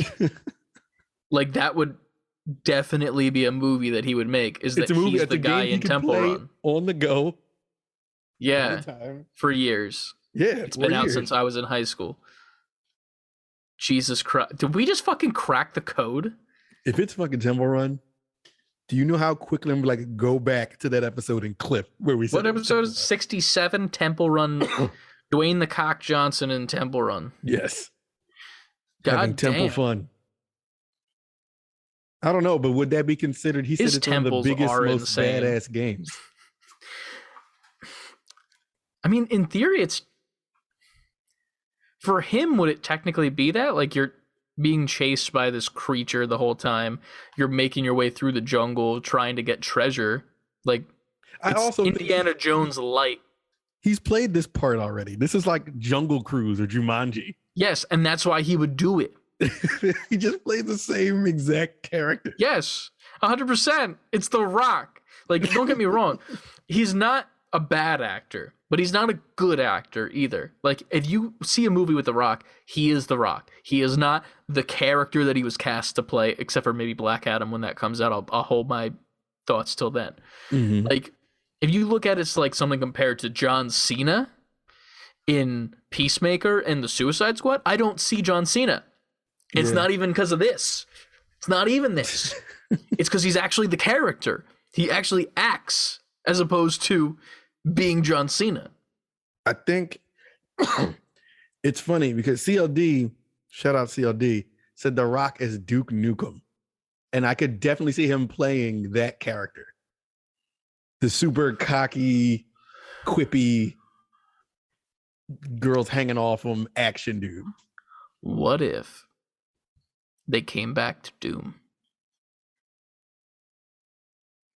If they come back to Doom, is it a brand new Doom or is it a sequel to the Doom he was already in?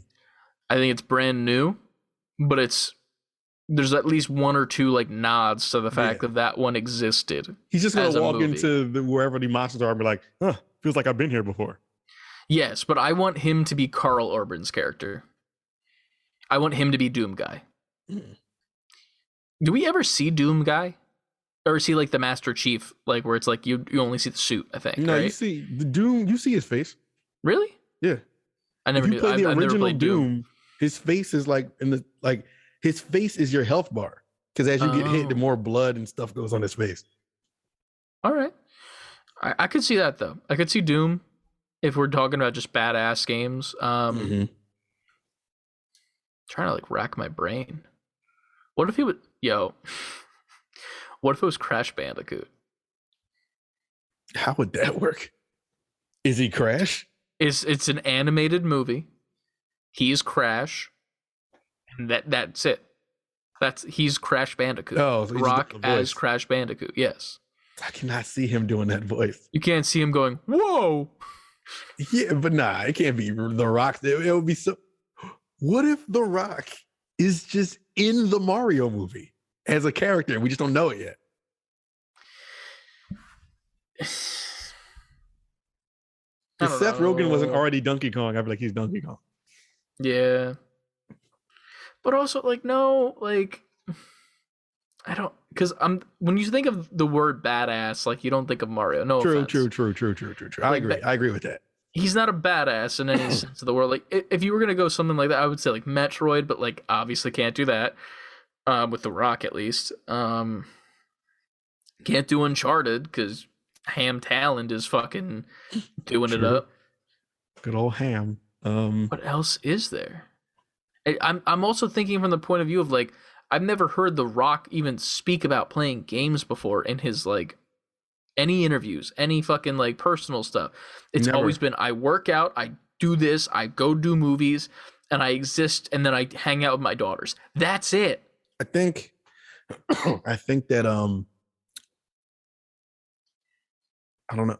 What if Grand Theft Auto? Because then it's just Fast and the Furious again. He already knows how to act. Boring. That's so boring. I'm trying to think of the biggest. It's also not a badass game. Like, yes, it's it is. not. If you think about it in comparison to how gigantic it is. But like, here's the thing: if it's based off, what game is it based off of? Is it based off a specific game, or is it just Grand Theft Auto, the name, and then it's a movie? You know that's exactly what they're going to do when they put out a Grand Theft Auto movie. It's going to be called Grand Theft Auto.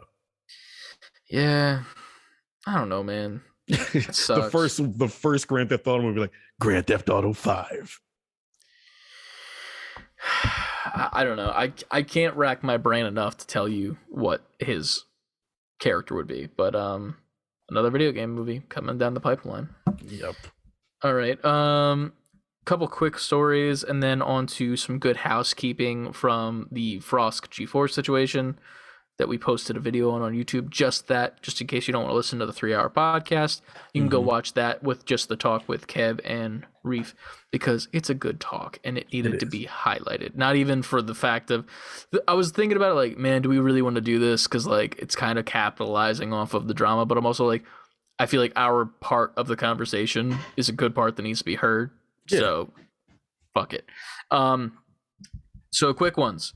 This isn't necessarily a gaming thing, but people are very much a big fan of this into the nerdy gamer people community.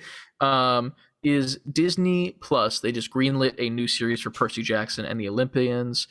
You don't know what that is. I've never seen this or heard of this. I think I think I've heard of Percy Jackson, but I've never seen it or looked into it or read it or anything.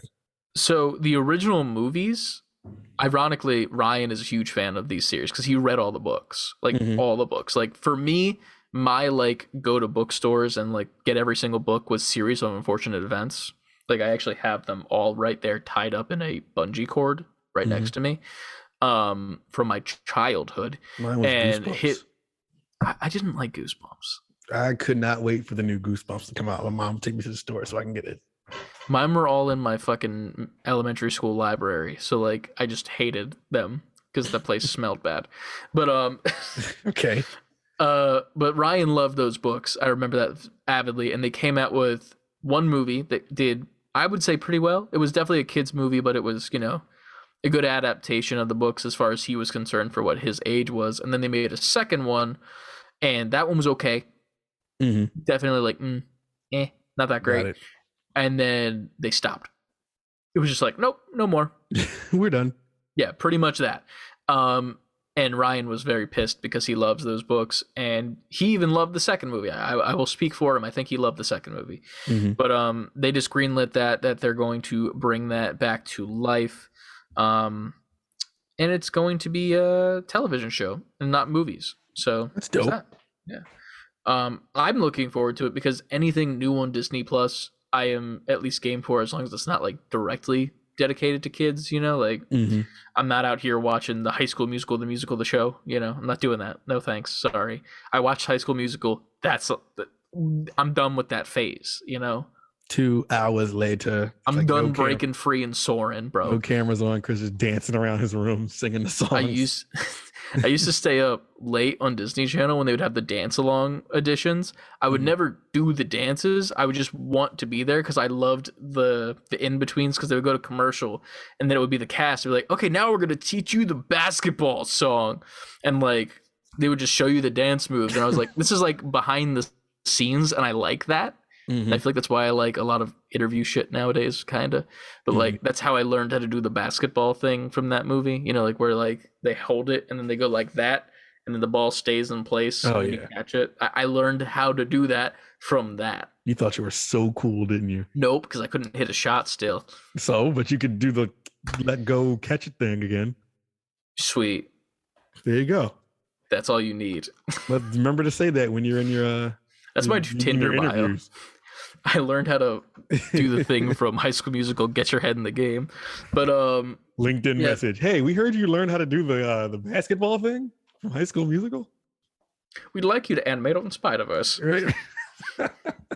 But no, that's a thing, and that's pretty much the last thing that we got in here. I did post a joking video in regards to a game called Pal's World, which is coming out soon, which is Pokemon in Breath of the Wild style, but with guns like Fortnite. Of course. And it looks really weird. I don't know if you watched the full video or not. I highly recommend it because there's a portion at one random part where it turns into a sweat factory with Pokemon making guns on an assembly line. If you're not a part of our Discord, join our Discord. You need to. All right. So just a little bit of good housekeeping before we get into the NGP questions submitted on our Discord. We also have some people who contact us via our email still. This is actually the first time write-in from Josh from Haptic Intel. He wrote in, and I'm going to preface this. I'm going to be reading for a long period of time, so brace yourselves, listeners. Everybody hold on to something. Hold on to something, because this is a long response. This is in regards to the Frosk G4 talk that we did last week. If you didn't watch the actual whole entire podcast and get to that part, there's actually the whole entire discussion uploaded by itself on our YouTube channel now, so you can go directly watch that and only hear that part of the discussion if you guys are interested, because even over there, and I'll talk about it as well, there's a couple comments in there that have been not necessarily eye-opening, I wouldn't say, but like it's interesting to see another perspective. Yes. Because I'm not disagreeing with their perspective, but at the same time, we can both agree that the situation isn't overall great. But moving forward, let's talk about Josh's first, because he sent the email first. So he started off with, "Hello, gents. Hello. I feel like this is my first time officially writing in, although I find that hard to believe. I think you've written in before. Back in the day, before, like way before, because we've had you on the podcast back as in well, the long by yourself. Ago. Yeah, back when we were just starting to be two. But right. I digress. I listened to your gauntlet of a podcast from last week, and I agree with you with just about everything covered in your discussion surrounding Frost's comments on G4. However, I have one lingering thought I was wondering if you guys had an opinion on. And this is the long part. Get ready. All right. Long part. I find it hypocritical that G4 as an entity has taken such a stance against a staunch stance. I don't know what staunch means, but I think it's an adjective. It is. On the topic of treatment of women in video games / video game commentary. Do not get me wrong, I agree with Frost in the sense that women are not just there to be objectified in gaming or any space. I agree with everything she said, except the fact that the previous G4 female hosts were not there to be sexualized. I think G4 is one of the sole founders of such a sentiment towards women in games. The fact characters, hosts, etc. are over-sexualized, and chats and communities treat them as sexual objects there to entertain with their looks, not their knowledge. In its infancy and throughout its original life cycle, G4 leaned into the sexualization of their female hosts. They sold entire shows on it. Their brand was much like Spike TV, that it was for the dudes, in quotes. They freaking employed a Playboy bunny and had weekly segments with Olivia Munn showing off her panties. And we'll get to that in a second as well, because that's what the YouTube comment kind of directly referenced. Yeah. So I agree, women are not there to be objects or, quote, eye candy. Olivia Munn, Morgan Webb, etc. should have been acknowledged for their knowledge about gaming and pop culture, but had the company employed them with the mindset of, quote, sex sells. There are a lot of sad, tiny little people that have issues with women and do unfortunately think through a strictly sexual or demeaning lens. Mouthful, needless to say. However, if G4 was truly for women, progressive, and wanted to keep these toxic viewpoints within gaming, should they first not make amends with themselves? Should their current talent and hosts not at the very least acknowledge the history of the company that they work for? Frost should have directly addressed her employer in this call-out, as well as because they are culpable. Revisionist history helps no one and leads to mass ignorance. I understand this may sound hyperbolic, but remember, the original G4 was the destination for video game content for the age of such mass creator market we find ourselves in. I really do not want to make this sound understated. G4 is one of the sole perpetrators of such toxic, hypersexualized climate. They may be making amends now and are certainly more inclusive, but I think they have a responsibility to acknowledge their role in perpetuating such a culture. I know you guys briefly touched on G4OG, but I wanted you to maybe take a deep dive a little more on this point specifically. My last point, and let me be clear on this, gaming is for everyone. E for everyone. Anyone should be able to work in gaming free from toxicity, and anyone who thinks otherwise can go fuck themselves. Agree? Word. But in this case, G4 should hold up a mirror to their background. Thanks for reading my novella and in advance for sharing your opinions. All right. A lot to unpack there because I don't disagree. No, I don't disagree either. When we briefly brought up G4OG in the previous conversation, I wasn't necessarily trying to ignore what had happened in the past. More so that I feel like Frost's statement didn't necessarily directly come at that. I don't think that when she brought up Morgan Webb and she brought up Olivia Munn, she was talking about G4's treatment of them or their persona on the show per se. I think she was more so talking about them as people in her statement, at least. When she was like, they did not exist for you to masturbate to and shit like that, and among other things that she said. However, it does bring up a point that while they are people and that's not what they're there for, that's what the original G4 very much treated them as. And we can all see this from, I've had YouTube recommended videos come to me recently of Olivia Munn in a pool of whipped cream wearing a maid outfit. And Kevin Pryor is standing to the side because that was Attack of the Show. That was. Yeah. And it's a different time, to be fair.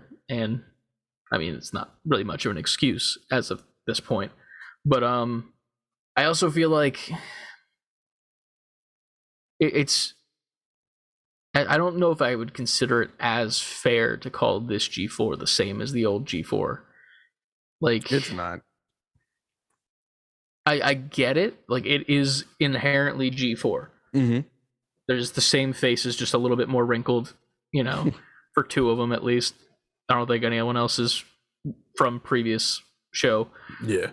But at the same time, it's one of those things where it's that is something that needs to be addressed, but I don't think that's what the conversation was about specifically. I think it was about what it is currently and what is going on now in this moment for Frost, as opposed to what had happened previously in G4. Yeah. Yes, that's an issue and that should be brought up. I do agree. I agree with that. She could have referenced it a little bit. She could have even said who we were then is not who we are now. Exactly. Just that one sentence would have cleared up so much. Right. But that's been in gaming culture in the past. That was a thing. Even whether right or wrong, I'm not defending it, but even at the conferences, they would have the booth babes. They're literally there for you to sexualize them. Yeah, 100%. I think it comes down to, like you said, it's just we're in a different time. They wouldn't dare do it now. Oh yeah, not in the least bit. And if they did, it would be very tongue-in-cheek. Like, that's why I was trying to reference, like, Attack of the Show now as well, because, like, Kevin, like, well, here's the thing, Kevin Pereira, I don't know him. I can't speak on his actions or what he did in the past on the previous Attack of the Show, if that was him doing it or if it was the people in the higher-ups or something. But, like, his comedy style is very sexualized in nature if you watch any of the Attack of the Show that is currently going on. Like, they joke heavily, and it's very tongue-in-cheek to the point where sometimes it's a little bit like, They're come pushing on, the boundary. you're very much on the line here. Like, there's some times where it's like, come on, let's hold back a second. But at the same time, it's still in jest. There's never any seriousness behind it. And you can tell because the dude's face when he smiles kind of looks like the meme face. Like the not to be a dick, but I get what you're saying. all right. But like, he's definitely hamming it up, and it's over sexualized still, just not in the way that it was previously, where it was based around actual sexualization of people with, like, you know, in, like, you know, the panty of the week or whatever with Olivia Munn. But yeah. Do you have anything else before I read this YouTube comment? Nah, you can go to the YouTube, because I pretty much, what you said and then me adding to it that's pretty much, I share the same sentiment. Yeah. As far as YouTube goes, we did receive a comment already on the just the upload of itself, of the conversation by itself. And this was from Chan, capital S, or Chan's, I don't know what the specific pronunciation is, but Chan's kind of echoes the sentiment of Josh, ironically, in a little bit, but with a little bit more specificity on the things like the Olivia Munn panty thing. But he said, he or she or they, I don't know. There's no profile picture besides the letter C. C says C. It's true that G4 should probably evolve from their old content, but, capital letters, you can't go straight from Olivia Munn's panty pile, which was the name of the show, to scolding the audience. Don't you think they skipped a few steps before having the right to lecture the crowd? He then put an edit in because this was a little bit later. I mean, what if tomorrow the WWE started to scold everyone for watching violence on television after years of glorifying wrestling? The first step should have been acknowledging how G4 contributed to the problem and made money off of the female sex appeal, which I then wrote a very lengthy response because I was kind of in a mood from work today, if you couldn't tell. If you know, you know. But I wrote out a response where I didn't want to sound too angry, but I was also like, you're right, but also wait a second. Because I straight up said to him, I was like, I feel like we didn't go straight from the panty pile to scolding, in my opinion, humbly. Pretty much, the original G4 was canceled in 2014, back in, like, way long ago. It's been gone for a while. So much has changed since then. Yeah. While the rebrand is relatively new, it was put up in November, I believe, is the first time that we got, like, the actual up and running stuff. So it's very, very new, but it isn't the same G4. Right. Like, in my opinion, I understand why you're using G4 as, like, a name brand, but, like, I don't think it's G4, if that makes sense. It's not what it was in the before time in 2014 and before. Yeah.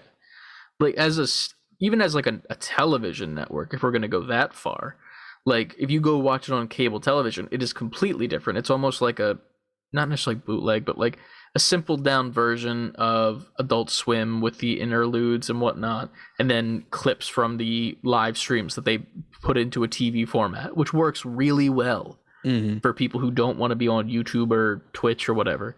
So, like, the market is there for that. But at the same time, like, it's not the same at all. Like, yeah, you still have Adam doing his 5 out of 5 reviews for X-Play, and you have fucking Kevin showing videos from the internet, like America's Funniest Home Videos on Attack of the Show. But, like, objectively, the people that are on this now are so much different compared to what they were. Right.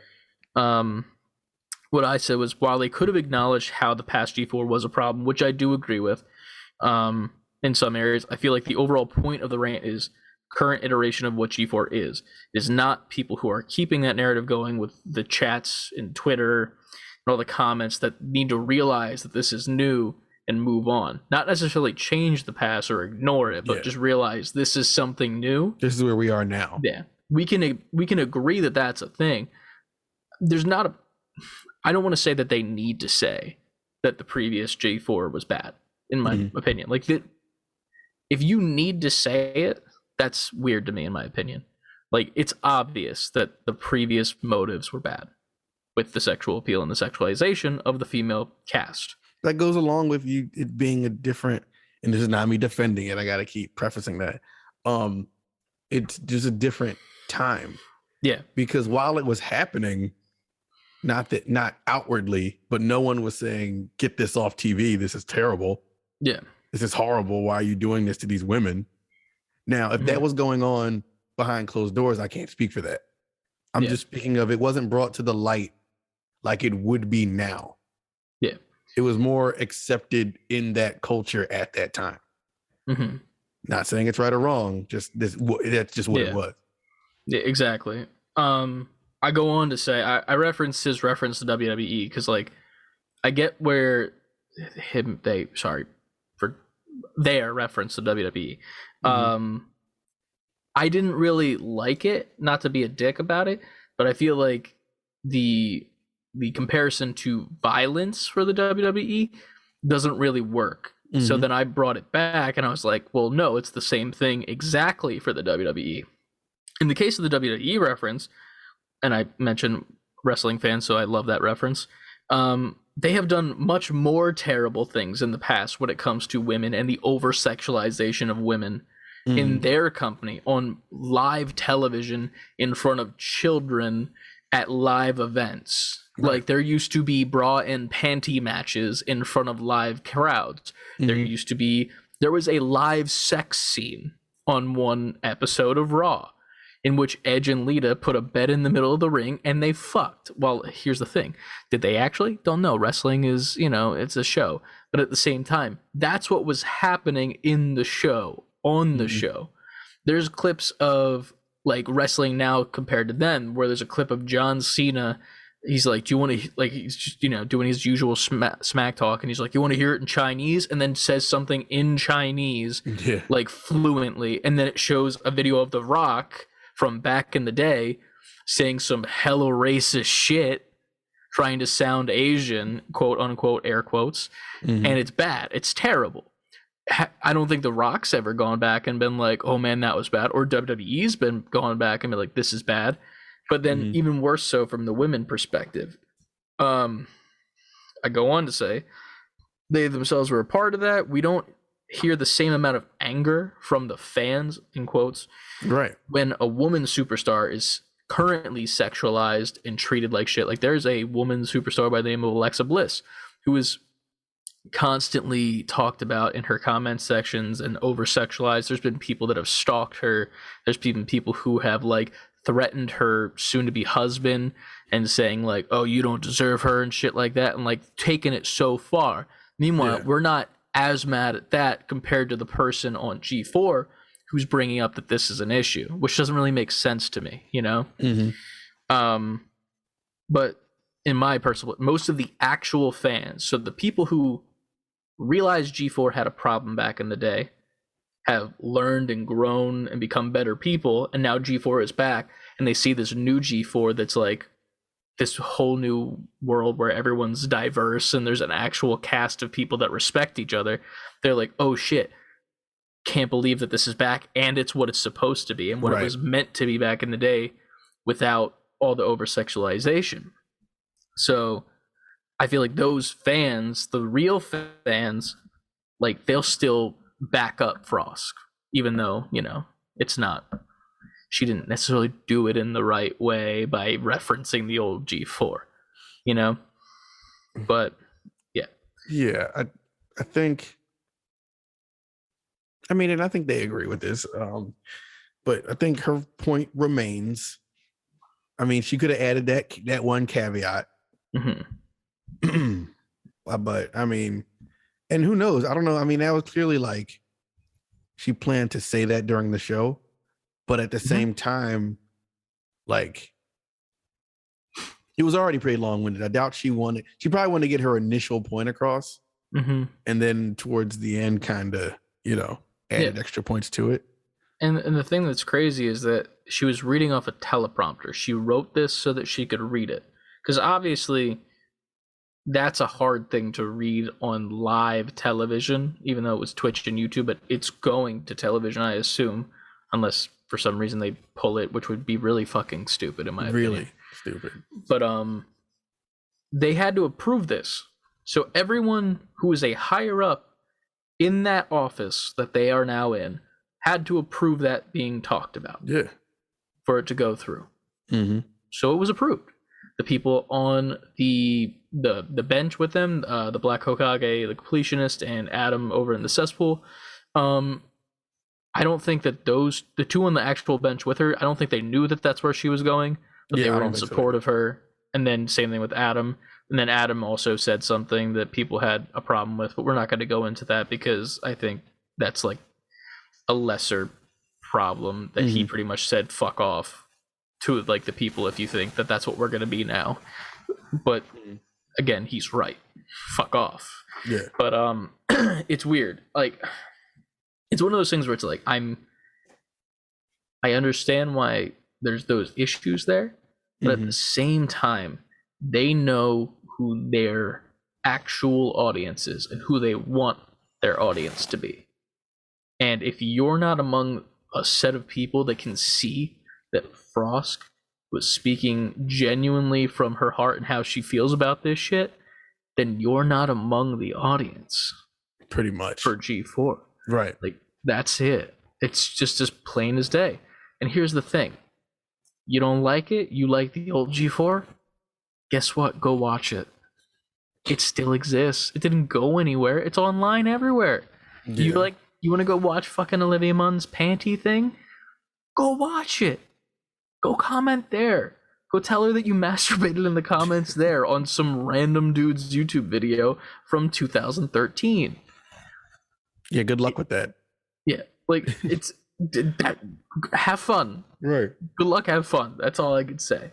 But yeah, I feel like the conversation is obviously always open, and I don't think they've referenced it since when it happened, if I'm being honest. I also haven't been caught up with G4 because I've been a little bit busy behind the scenes.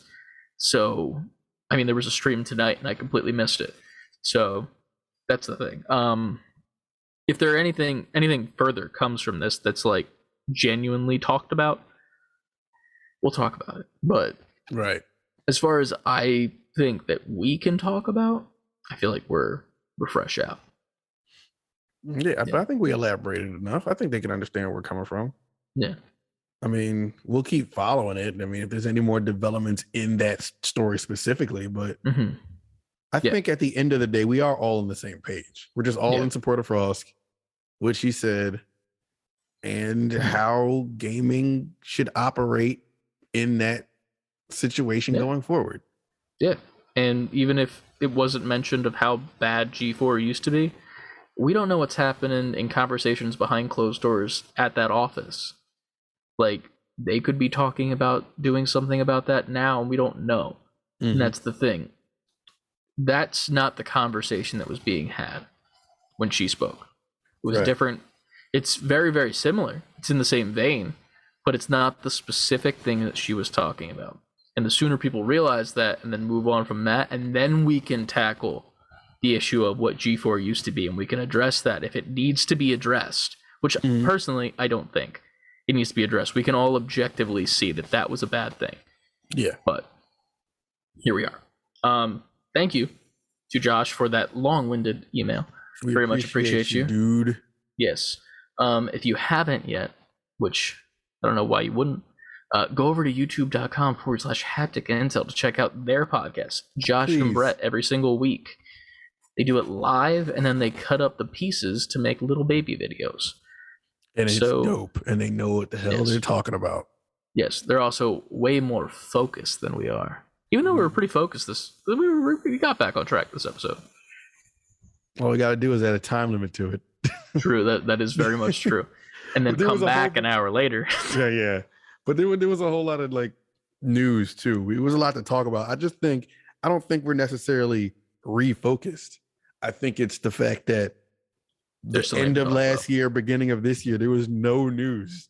Yeah, so it was just us just bullshitting for 3 hours talking about piss, shit, and cum. There you go. We just got to be friends. True. On a microphone.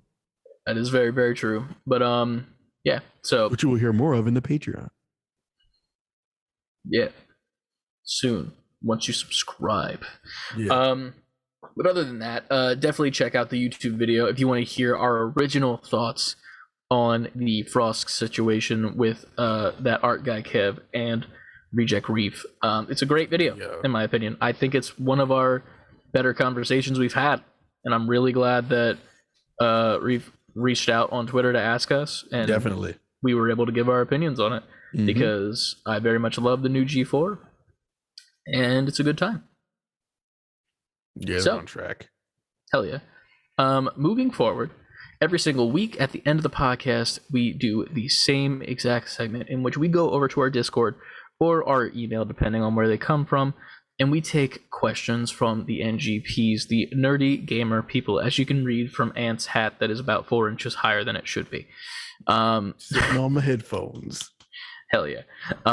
But yeah, so we're going to do that real quick and head over to the Discord. Let me just do that for the pod questions. Which was the first one that we got this week? I forget. I'm scrolling back up just to make sure I could tell which is the first question. I think it might have been CL Diesel the 19th, but I could be wrong. Yeah, that's what I was just going past. Yeah, that's it. Okay. You want to read that one to start? Yep. A good friend CLD asks, if Pokemon Arceus is successful, should that be the format for all mainstream Pokemon games going forward? I don't think so. I think they'll never leave that tried and true formula, because Pokemon is supposed to be an entryway to like kids and RPGs, and I don't think they'll ever abandon it. Yeah. I think they might have something like this going alongside it now. Oh yeah, 100%. I think that's already rumored, right? Like the Legends series is going to keep going. Yeah. I forgot about that. You're right. So that's already a thing, but I don't think they'll ever not have like get random up in a crystal town. Yeah, go 3 starters, pick your Pokemon. I don't think they'll ever abandon that. Yeah. Because those games are meant for kids to bring them into the world of Pokemon. Arceus or Arceus, if you're an OG, it feels like the game that has been, people have been waiting for. Yeah, we've been waiting for a game where we can feel like we're an actual trainer in the world, as opposed to some fucking little sprite. Exactly. Nobody wants to be a little sprite. You want to make sure there's stakes. What? There's stakes. Like there's stakes to your adventure. I was thinking. Yeah, because I was there because I said the word sprites, and I was thinking of the soda, and then you said like steaks, and I'm like, Sprite and steak? That sounds weird, bro. That's the next Pokemon Sprite and steak. Oh fuck. But I also agree with that. I feel like that, in my opinion, I feel like there's not enough Pokemon games. Like I feel like even with like, let's just say there's a Legends game and a like a 2 rocks or colors or whatever the fuck shit that we're gonna get to next, shapes, geometry and shit, directions, Pokemon calculus and Pokemon geometry. Like like we have options here. I had a headache before I would turn that one on. I know, right? Calculus is easier though, so it's all good.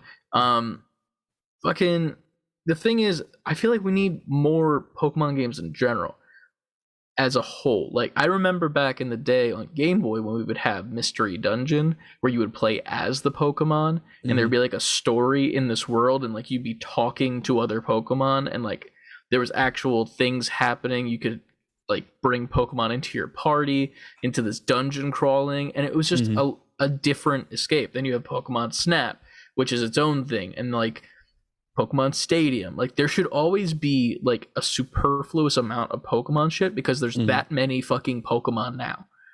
Yeah. We should never not have a Pokemon game, one a year.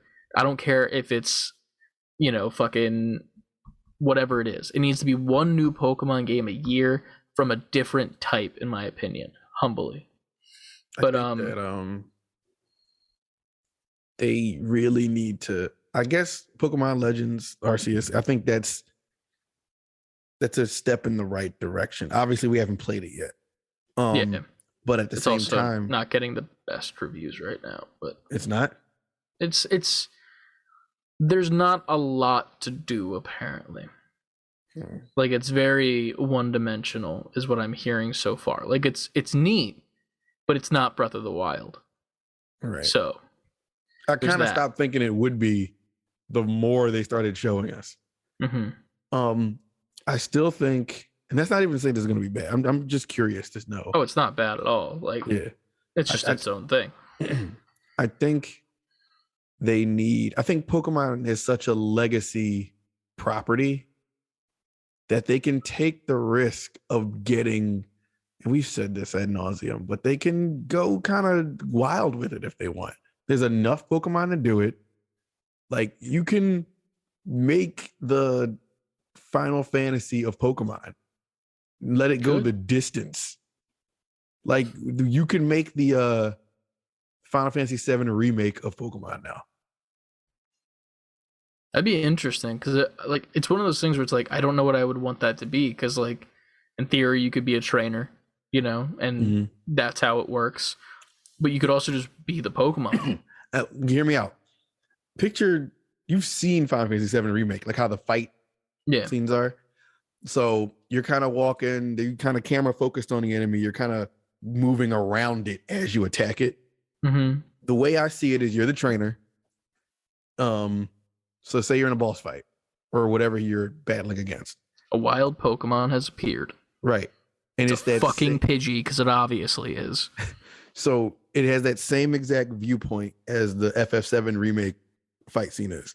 But you have to throw Pokemon. You a little side menu comes up. When you open the menu in 7 remake, the entire scene slows down to a speed where it's impossible for you to like miss the action unless it's like really close to you. So like everything slows down. You open up your little satchel where your Pokeballs are. It tells you your options of Pokemon to throw. You pick the Pokemon you want to throw. He throws it out. The Pokeball obviously opens up. Pokemon jumps out. Now you're controlling the Pokemon. You're using the attacks to fight the enemy or other Pokemon or boss or gym leader or whatever. You're fighting it using all like its specialized attacks. So if it's Pikachu, you're hitting it with like little mini thunder shock. It's taking down like a little MP meter. You might have to like walk around, let it heal up a little bit. You are in typical RPG style. You can heal yourself or whatever, but it would be your trainer. So if you need to heal, you can throw out multiple Pokemon at once, depending on the situation. You can swap between the Pokemon you're using in any given moment. If you need to heal, you can like access a menu that's really just your trainer going in his bag, getting a potion, throwing it out into the field, heal you as it's like an action RPG. I like that. It's almost like you have to go back to your trainer to get the potion, like a pit stop in NASCAR or some shit. That'd be cool. I like that. I think that could work in that style. Yeah, 100%. I agree. There's a part of me that's like, I really want that, but I'm also like, I feel like that's what Arceus was going to be and then wasn't. You know what I mean? Because like once Arceus seems like it's that, right? Like it's like, yes, this is that. And then you get to a battle and it's still turn-based battles. And I'm like, how is this turn-based combat right now? Like, how are you not giving me full control of this Pokemon and letting me like Pokemon Stadium this shit, you know? Like that's insane. But Pokemon Stadium is just a better looking version of the original Game Boy game. What's the one game that you fight? Like actually. There's like a game where you like it's like Pokken tournament or some shit like that. Then that's maybe Pokken, yeah. That's like a that one. That's what fighting game. Yeah. In my mind, that's what I'm thinking of when I said Pokemon Stadium. Sorry. Yeah, I think that's what Pokemon. I think they need to start giving more control over the Pokemon. Yeah.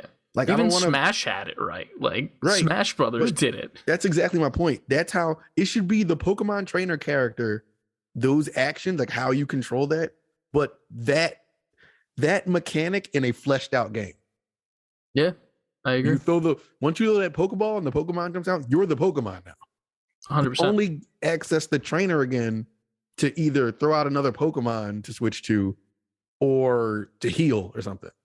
Dude, that'd be so good too, just for like an open world setting as well. Like, let's just say like Arceus. Like, if it was like this, you could like say you had a Pikachu or a small Pokemon. You could do like the fucking Arkham City shit with like Riddler trophies, and like you can have Pikachu like go through this little maze of like a small area that you can't get into as the trainer to go get this little Riddler trophy. Exactly. Could probably be a Pokeball or whatever with like a antidote in it, which nobody uses.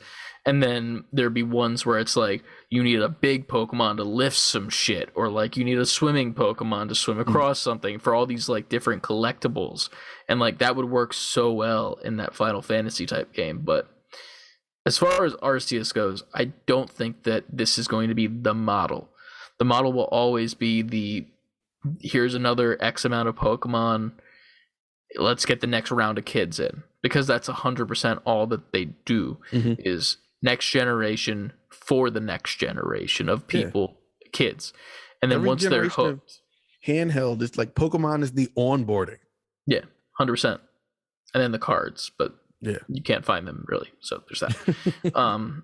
But yeah, I mean, I wouldn't be mad if Arceus was like the new model as well. Like that's the thing. It's like, I'm not going to be mad about it, but it's also like you're kind of taking away your key demographic. Like, will kids play this? Yes, but they're not going to get as much enjoyment from this game as they will a simple handheld game.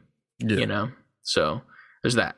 Right. I think there was a follow-up to that specific question from Lucas. Right under that, asked to kind of piggyback off CLD's question. How well do you think a Pokemon game would work if it let you choose any town to start in, and your starter Pokemon were based on the gym's theme of that town?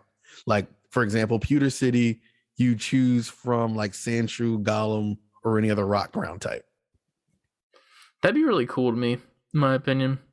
Like, if it was more of a choose your own adventure as opposed to, even if it was just the beginning. Like if you could just choose where your character was from, like in the regular Pokemon series, it's like, I'm from this town. Like, you still need to make your way to the first gym. Right. Good luck, but you still need to make your way to that. That will be challenging though, because of all the map things that they put along the way of that path, where like you need to unlock this by this level, and you get this after this gym. So like it might They'd probably switch it up. They'd have to switch up the structure of the layout to make it work no matter where you start. It would be interesting. I think that'd be cool as fuck, because then it would just give you more options to be more personalized, who you want to be from the start, as opposed to just like, here are the same 3 starters that everyone's getting. Like, you'll still have that option. Like, if you start in basic bitch city with the 2 houses and your best friend, sure, yeah, you're getting one of the 3 starters, but you have the option to start in Pewter City, and you will get a Sandshrew, a Geodude, or an Onix to start, and that's it. Or like, I mean, they would still probably give you 3 different types now that I think about it, because they wouldn't just give you 3 rock types. It would just be something in that vein, like a rock, a dark, and maybe like ghost, you know? Yeah. Maybe it's just randomized each time. Like, you go to a different area, boop, randomizer. As of that point, just play a randomizer, which are actual things. But here we are. But yes. After what we said about the different kind of Pokemon game, now I kind of want, like, I would love for, like, we get like a Nintendo Direct and we're watching it, and it just says Square Enix in association with Game Freak or the Pokemon Company, and they make we have a Square-esque Pokemon game RPG. That'd be pretty cool. I'd like that. I'm always down for more Pokemon. That's the thing. Like, Pokemon is always going to be an easily accessible game for everyone, and it always shocks me how they don't capitalize on it more. Like I feel like it's just the Nintendo way of their games, where it's like, yeah, Luigi's Mansion's pretty cool, but we're gonna wait a really long time before we do a sequel. You know what, man? Mario's pretty cool, but we're gonna wait a long time before we make a sequel that's actually really good. And then the same thing with Zelda, and the same thing with Metroid, and this, like, it's all the things that like dedicate to them, where they're like, yeah, we're gonna wait a long time to make this thing, and you're gonna buy it anyway, and you're gonna play the fuck out of it. Animal Crossing, same thing. Right. When they could literally just be not just like spamming, but they could just be flooding gamers like consoles with great games with the same properties. You could make a classic Mario game if you wanted to, like a side scrolling that's pretty much Mario Maker, but make it better. They need to do that. Like, That it's new such Super an Mario easy Bros. thing. Style is done. Yeah. And then the Mario Odyssey style as well. Like, you could be making a Mario Odyssey like every 3-4 years. Then you need to make a couple retro games in between. Do like a Paper Mario. Do something like, you have so much. It's yet funny you because do so little. they eventually do these things. It just takes forever. Like, you got all the 3D Zeldas, and then you got like Link Between Worlds on 3DS, and then you got waited years for another 3D Zelda. Then you got a Link's Awakening remastered on Switch. Like, they always sprinkle it in. Like, it's been forever since we got Metroid, and then Metroid Prime 4 got delayed till who knows when. So then they gave us Metroid Dread. Yeah. They're all the retro inspired one. Like, they give us the retro ones in the middle, but it's so much space in between the last installment that you almost forget it's even it's even something they're throwing in to save time. 100%. Yeah. I don't know. I mean, maybe that's just me, where I don't want to sound greedy, where I'm like, just make all the games, but I'm like, you have the assets to be able to make all of the games, yet you choose to do almost none of the games. Like, you could be in the middle, but you choose to be at the very end of, like, we're going to put a shit ton of space in between all of these because fuck you. We're Nintendo. But, yeah, needless to say, Arceus shouldn't just be the new model. It should be a model. An additional model. Yeah, I would say that. Quick question from quite frankly, I mean, we're just gonna meme on this before we get to the final question. So he says, so hear me out. What if SpongeBob is a gun in Fortnite? Considering he's full of holes and has been able to shoot out bubbles. No. Just no. Like, how? Like, what do you mean? Like, he's full of holes. So I think I even responded to this, didn't I? Yeah. I'm just more so. He said, but what if SpongeBob was a bomb and like a C4, and then Squidward could be a gun? That's what he said. Squidward's flute can be a gun. Squidward would be a gun. You squeeze his nose, and then it would come out the tentacles. Okay, so if his nose, so is he over your shoulder like a rocket launcher? And his nose you're holding on to? I mean, in theory, he has 4 legs, so you could probably use one of them as like a front grip. You could nose and then front grip, unless his 4 legs are all busy, and then you need to use his 5th leg. See, I'm glad you said it, because I was like, well, if I'm holding him like this, you're holding his other nose. So, I mean, we'll take the elephant out of the room. Like, so we have to grab his nose and his dick and shoot him like a fucking. Do you know what it'd be called? What? Bold and brash. Well done. Well done. All the SpongeBob heads out there, I know you got that one. Oh man.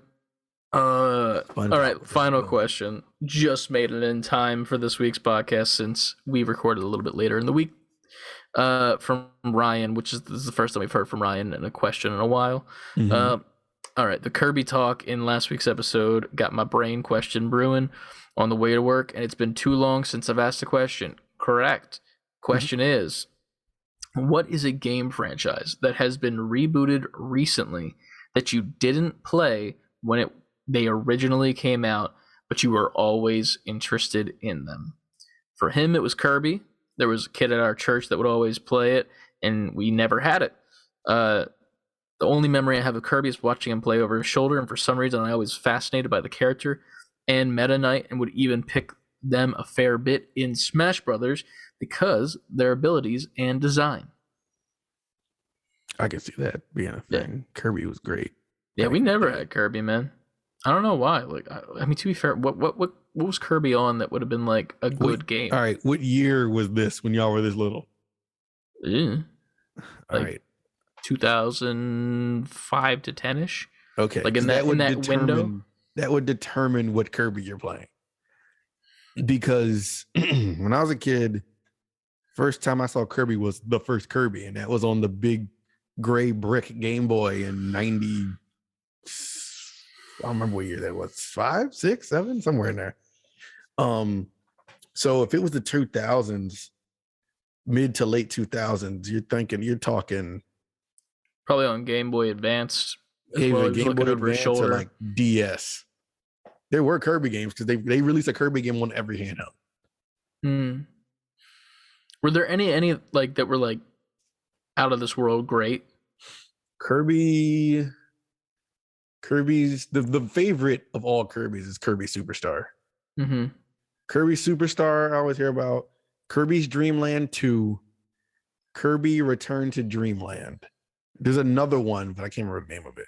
But those ones that I just named are like the top tier Kirby games. Gotcha. So what about you? Were there any series that have been rebooted that you just never had a chance to play when you were a kid? Well, we gotta play Mass Effect. I never played BioShock.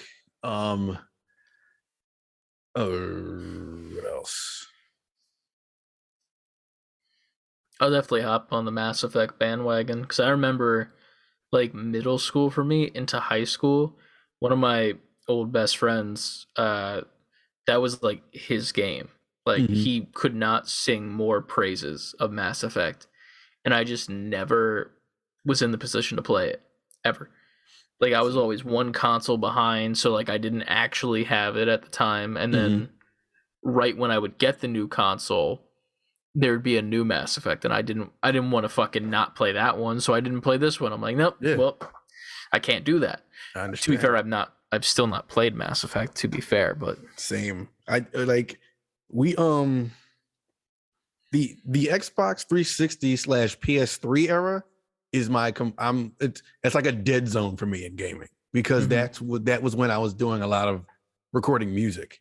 100%, yeah. So like my priorities were kind of different then, which is kind of fucked because I had more time then than now. So like I missed that whole, I didn't miss it because certain games I just wasn't going to not play. I was still the same Nintendo freak. So I was playing the Nintendo games and the 3DS games and the Game Boy Advance games and the Wii and Wii U games, depending on the game. Like I was still playing when the new Super Mario Brothers first came out. Of course I played that. Of course I played the Zeldas. Of course I played the Smash Brothers. Grand Theft Autos, I still stopped everything to play those. 360, I still played Gears. I played the first 2 Halos, but that wasn't even on 360. That was on the original Xbox. Certain games was like I didn't forget gaming that much. I still got to play that. But that era, I've played it, but I don't know shit about Uncharted. Like I know about it, but I haven't played any of them start to finish. I've seen the end of 2, and that's only because my dad had it and I was beating it at his house for him. He's like, I can't beat this part. He handed me the controller. Nice. Like I've never played this, but I'll try. Just casually beat it. No, the ending. Just beat it. But nice. I've seen the end of 2. That's the only thing I've seen of Uncharted. What else? Halo's another good one that you mentioned though, because being a kid not having an Xbox ever and kind of getting left behind like in that way where it was like if I was going to have a console, that was the only console we were going to have. Yeah. And that was it. But besides like Game Boys, which I count them as consoles, but I don't in the sense that like, because Ryan and I both would get one as kids. Like it wouldn't be like the PlayStation where it's like, here's one PlayStation. Right. This is both of yours.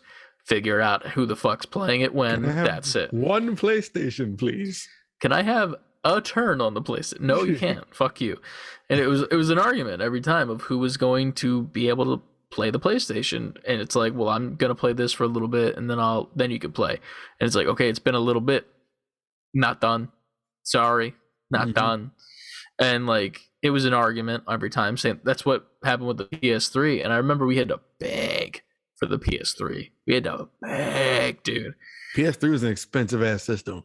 It was. And it was one of those things where, like, when we finally got it, I was like, cool, dope, awesome. And then I think it was Modern Warfare 3 came out. And I was like, holy shit, we can do split screen online. And I was like, fuck yeah, no more arguments ever again. Right. And to be fair, there wasn't really that much. It was more just, camaraderie of winning duos, gun play games and shit. But like the PS4, both of us had to get. I don't know how we had to do it, but that was like the year where it was like both of us need a console. We're not going through that again. Yeah. Not again. Not this time. But not like this. But yeah, Halo though. Sorry, that was a big tangent. Halo, I've always wanted to play Halo because people would fucking hype it up so much as being the best game of all time, with the campaign, with the shooting, with the online, with everything. People hopping online every night after school to go play Halo with each other. Meanwhile, I'm over here with my PS2 playing my PS1 demo discs because I don't have PS2 games. So like, I'm just like getting left behind the dust. And then I finally get a PC and I'm like, I still don't play it. And then I'm in college, and that's when I first download Halo. It's like the Master Chief Collection, I think. And it had like all of them. And I played like 1 or 2 games and I hated it. I was like, is this what I fucking missed? This fucking garbage? Halo Infinite comes out. That game is so fucking fun. It's so good, dude. The online, I haven't played the campaign yet because I want to play co-op as well. But like, it's the multiplayer is just phenomenal. Like, even when you're not doing good, you're having a good time. And that's the thing that's weird to me. It's the same thing with like Fortnite. Like, obviously it's a little bit more childish of a game, but like, if I'm not doing good, I'm still having a good time, having fucking fun with friends and chatting it up. Same thing with Halo. Apex, go fuck yourself. That's a fresh I think that's wound. the key to first person shooters. If you can make it fun even when you're not winning, then you're golden. Like I remember we used to play PUBG, and it was cool, but like that was a game where like if you're not doing well, it becomes not fun at all. 100%. Unless you're just on the headphones, like talking, busting jokes with your friends or something. But just playing it and losing in PUBG was like, yeah, this is fun. You want the chicken dinner? Isn't that what they called it? Right? Yes. That's such a Winner chicken dinner. That was a time.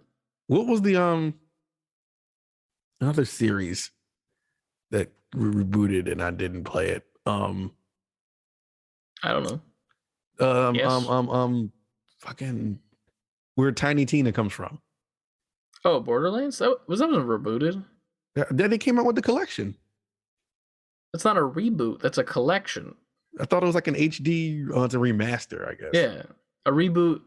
I mean, to be fair, I don't think Kirby per se is a reboot either. But then at the same time, whatever. You're not wrong. If we have to add a series to this conversation, I've never played any of those. You should definitely play those. I would say start with Borderlands 2. After everybody says, well, I won't be missing anything. I mean, the characters that show up are from 1, but like that doesn't change anything, in my opinion. Hopefully. I'm not missing any important story beats. I don't think so. I think you'd be perfectly fine watching like a 20-minute explained of what happened in Borderlands 1 and then start with Borderlands 2. You sit through the whole entire fucking opening. You don't skip that shit. Yes, sir. Because it's fucking amazing. And then you just go into it and you just fucking have a time. And you will put hours into that game, man. Hours. 3, not so much. It's okay. Like it's there as a Borderlands game, and it exists. The story's okay. I kind of like the story a little bit. I kind of liked it more than 1. Don't crucify me, Borderlands fan. But this new Tiny Tina one, chef's kiss. It looks good. All right. To be fair, I think you should be able to play that one as well without playing any of the previous ones. So even if you just want to wait till that comes out, try that. And then if you fall in love with it, you need to play Borderlands 2 immediately. You know what? When I'm going to play all this? Steam Deck. Yeah. Get it on the fucking collection. Get it on your Steam Deck. And then you could be switching back and forth. You could stream it for a bit. Then you could take it to your fucking couch. Then you could fall asleep while on your couch. Like I do. Every Friday. While Christian's streaming. Every Friday. Catch me sleep on the stream.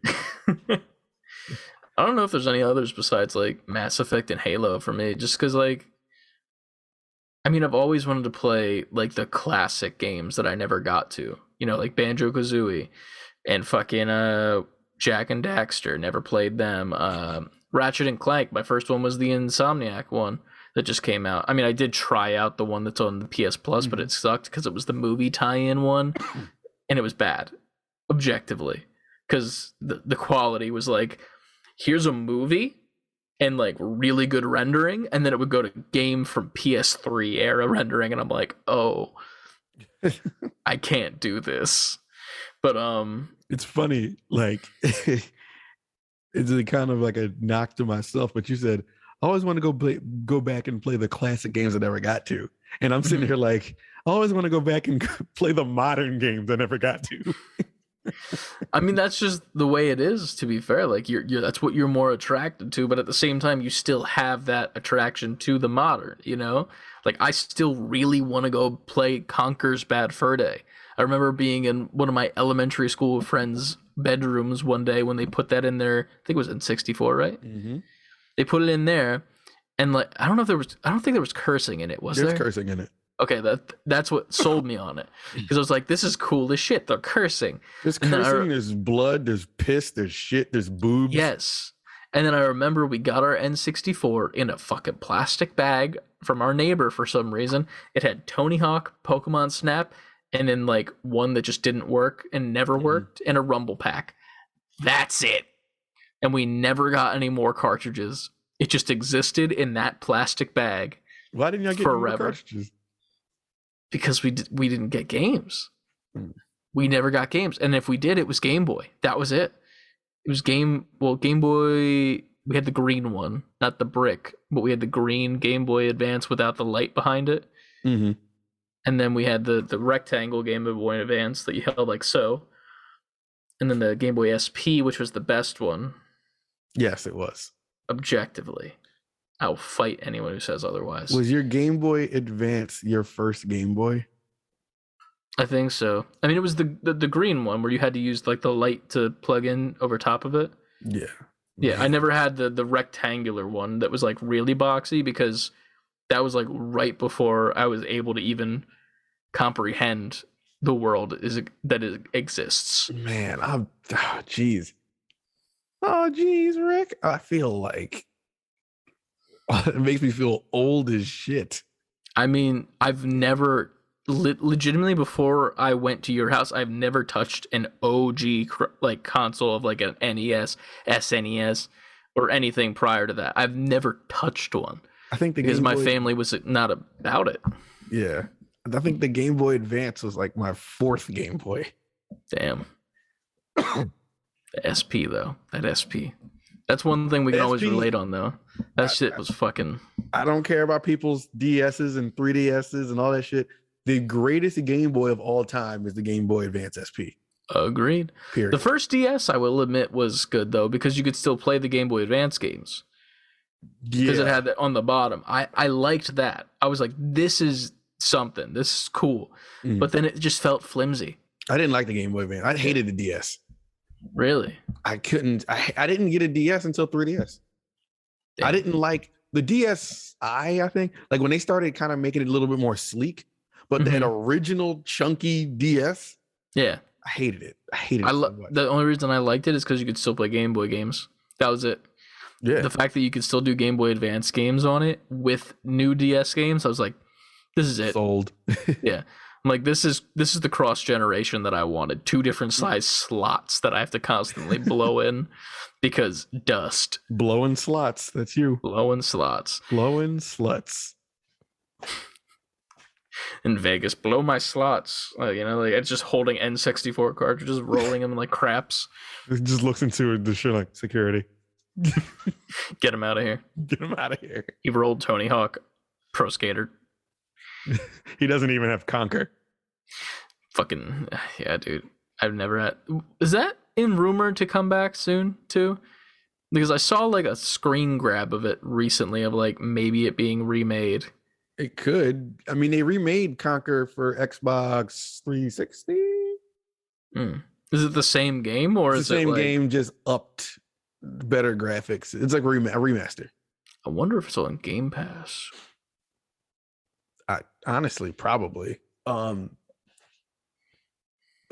never played that version. Mm-hmm. I don't know. I don't hear a lot of people talk about that version, but I never played that version. All right. I've only played. I might have to look into that, see if I can find a ROM or something. Well, Microsoft owns it. Shit, they could remake it or keep the series going. I want them to make a new Banjo. I think that's inevitable, though. Yeah, especially after it coming to the N64 whatever thing on Nintendo. The hype of it, that and the hype that Banjo got when it came to Smash, I was like, because if I'm Microsoft, I'm like, how do we not? We have to capitalize on that. Oh yeah, 100%. It's on. It's literally there. Work on it now. Go. Yeah. Run with the scissors. Great advice right there. But yeah, man. I feel like that's the episode right there. Right there. If you're new, welcome. Hello. This is the Save Before Quitting podcast that you just listened to, and you can follow us at all of our social media at @4quitting on Twitter, Instagram, TikTok, Twitch, and over on YouTube. New episodes every Thursday on audio platforms, every Friday on YouTube. Every single week we have one OG stream, if Ant is able to, asterisk. And then on Friday we have Figure Friday, and then Sunday, if we're in person, post podcast playing. You already know. So 3 streams a week, maybe 2, depending on situations. And then also videos all the time, TikToks as well. You can now support us on Patreon. This is the official episode of the launch of Patreon. There's 3 different tiers for you. See which one you like the most. If you don't know what they are, go back and listen to it again. Because I'm not doing it again. It was a process. Yeah, and if you have any suggestions for Patreon of things that you want to see different or things maybe you don't think it's the right prices or blah, blah, blah, let us know. Reach out to us via email or on the Discord server, which you can get to from the link in any of our social media bios. I think that's about all we got for today. Yeah, I think that's a good, it's been a long night. Yeah, it's been a long night. Long day. Long week, and it's Tuesday. Yeah. Yeah, it has. Yeah, it has been. If you know, you know. Yeah. Is that the podcast episode title now? If you know, you know. It's either that or Pokemon Sprite and Steak. I kept that in my head. I hate that because it's so good. One is clearly has more content in it. Sprite and Steak. Who's not picking Steak? I mean, question of the week: Pokemon Sprite and Steak. Which one would you pick up off the shelf? Let's see how many answers we get in the Discord this week of that actual question. Exactly. Hell yeah. But after that after you follow us and comment and like and the subscribe and such and leave a rating and reviews and do all the things so that we have numbers, please. Mm-hmm. Numbers are good. Titty. And then also remember to always save before quitting. And we'll see you next time. Mm-hmm. Probably. Yeah.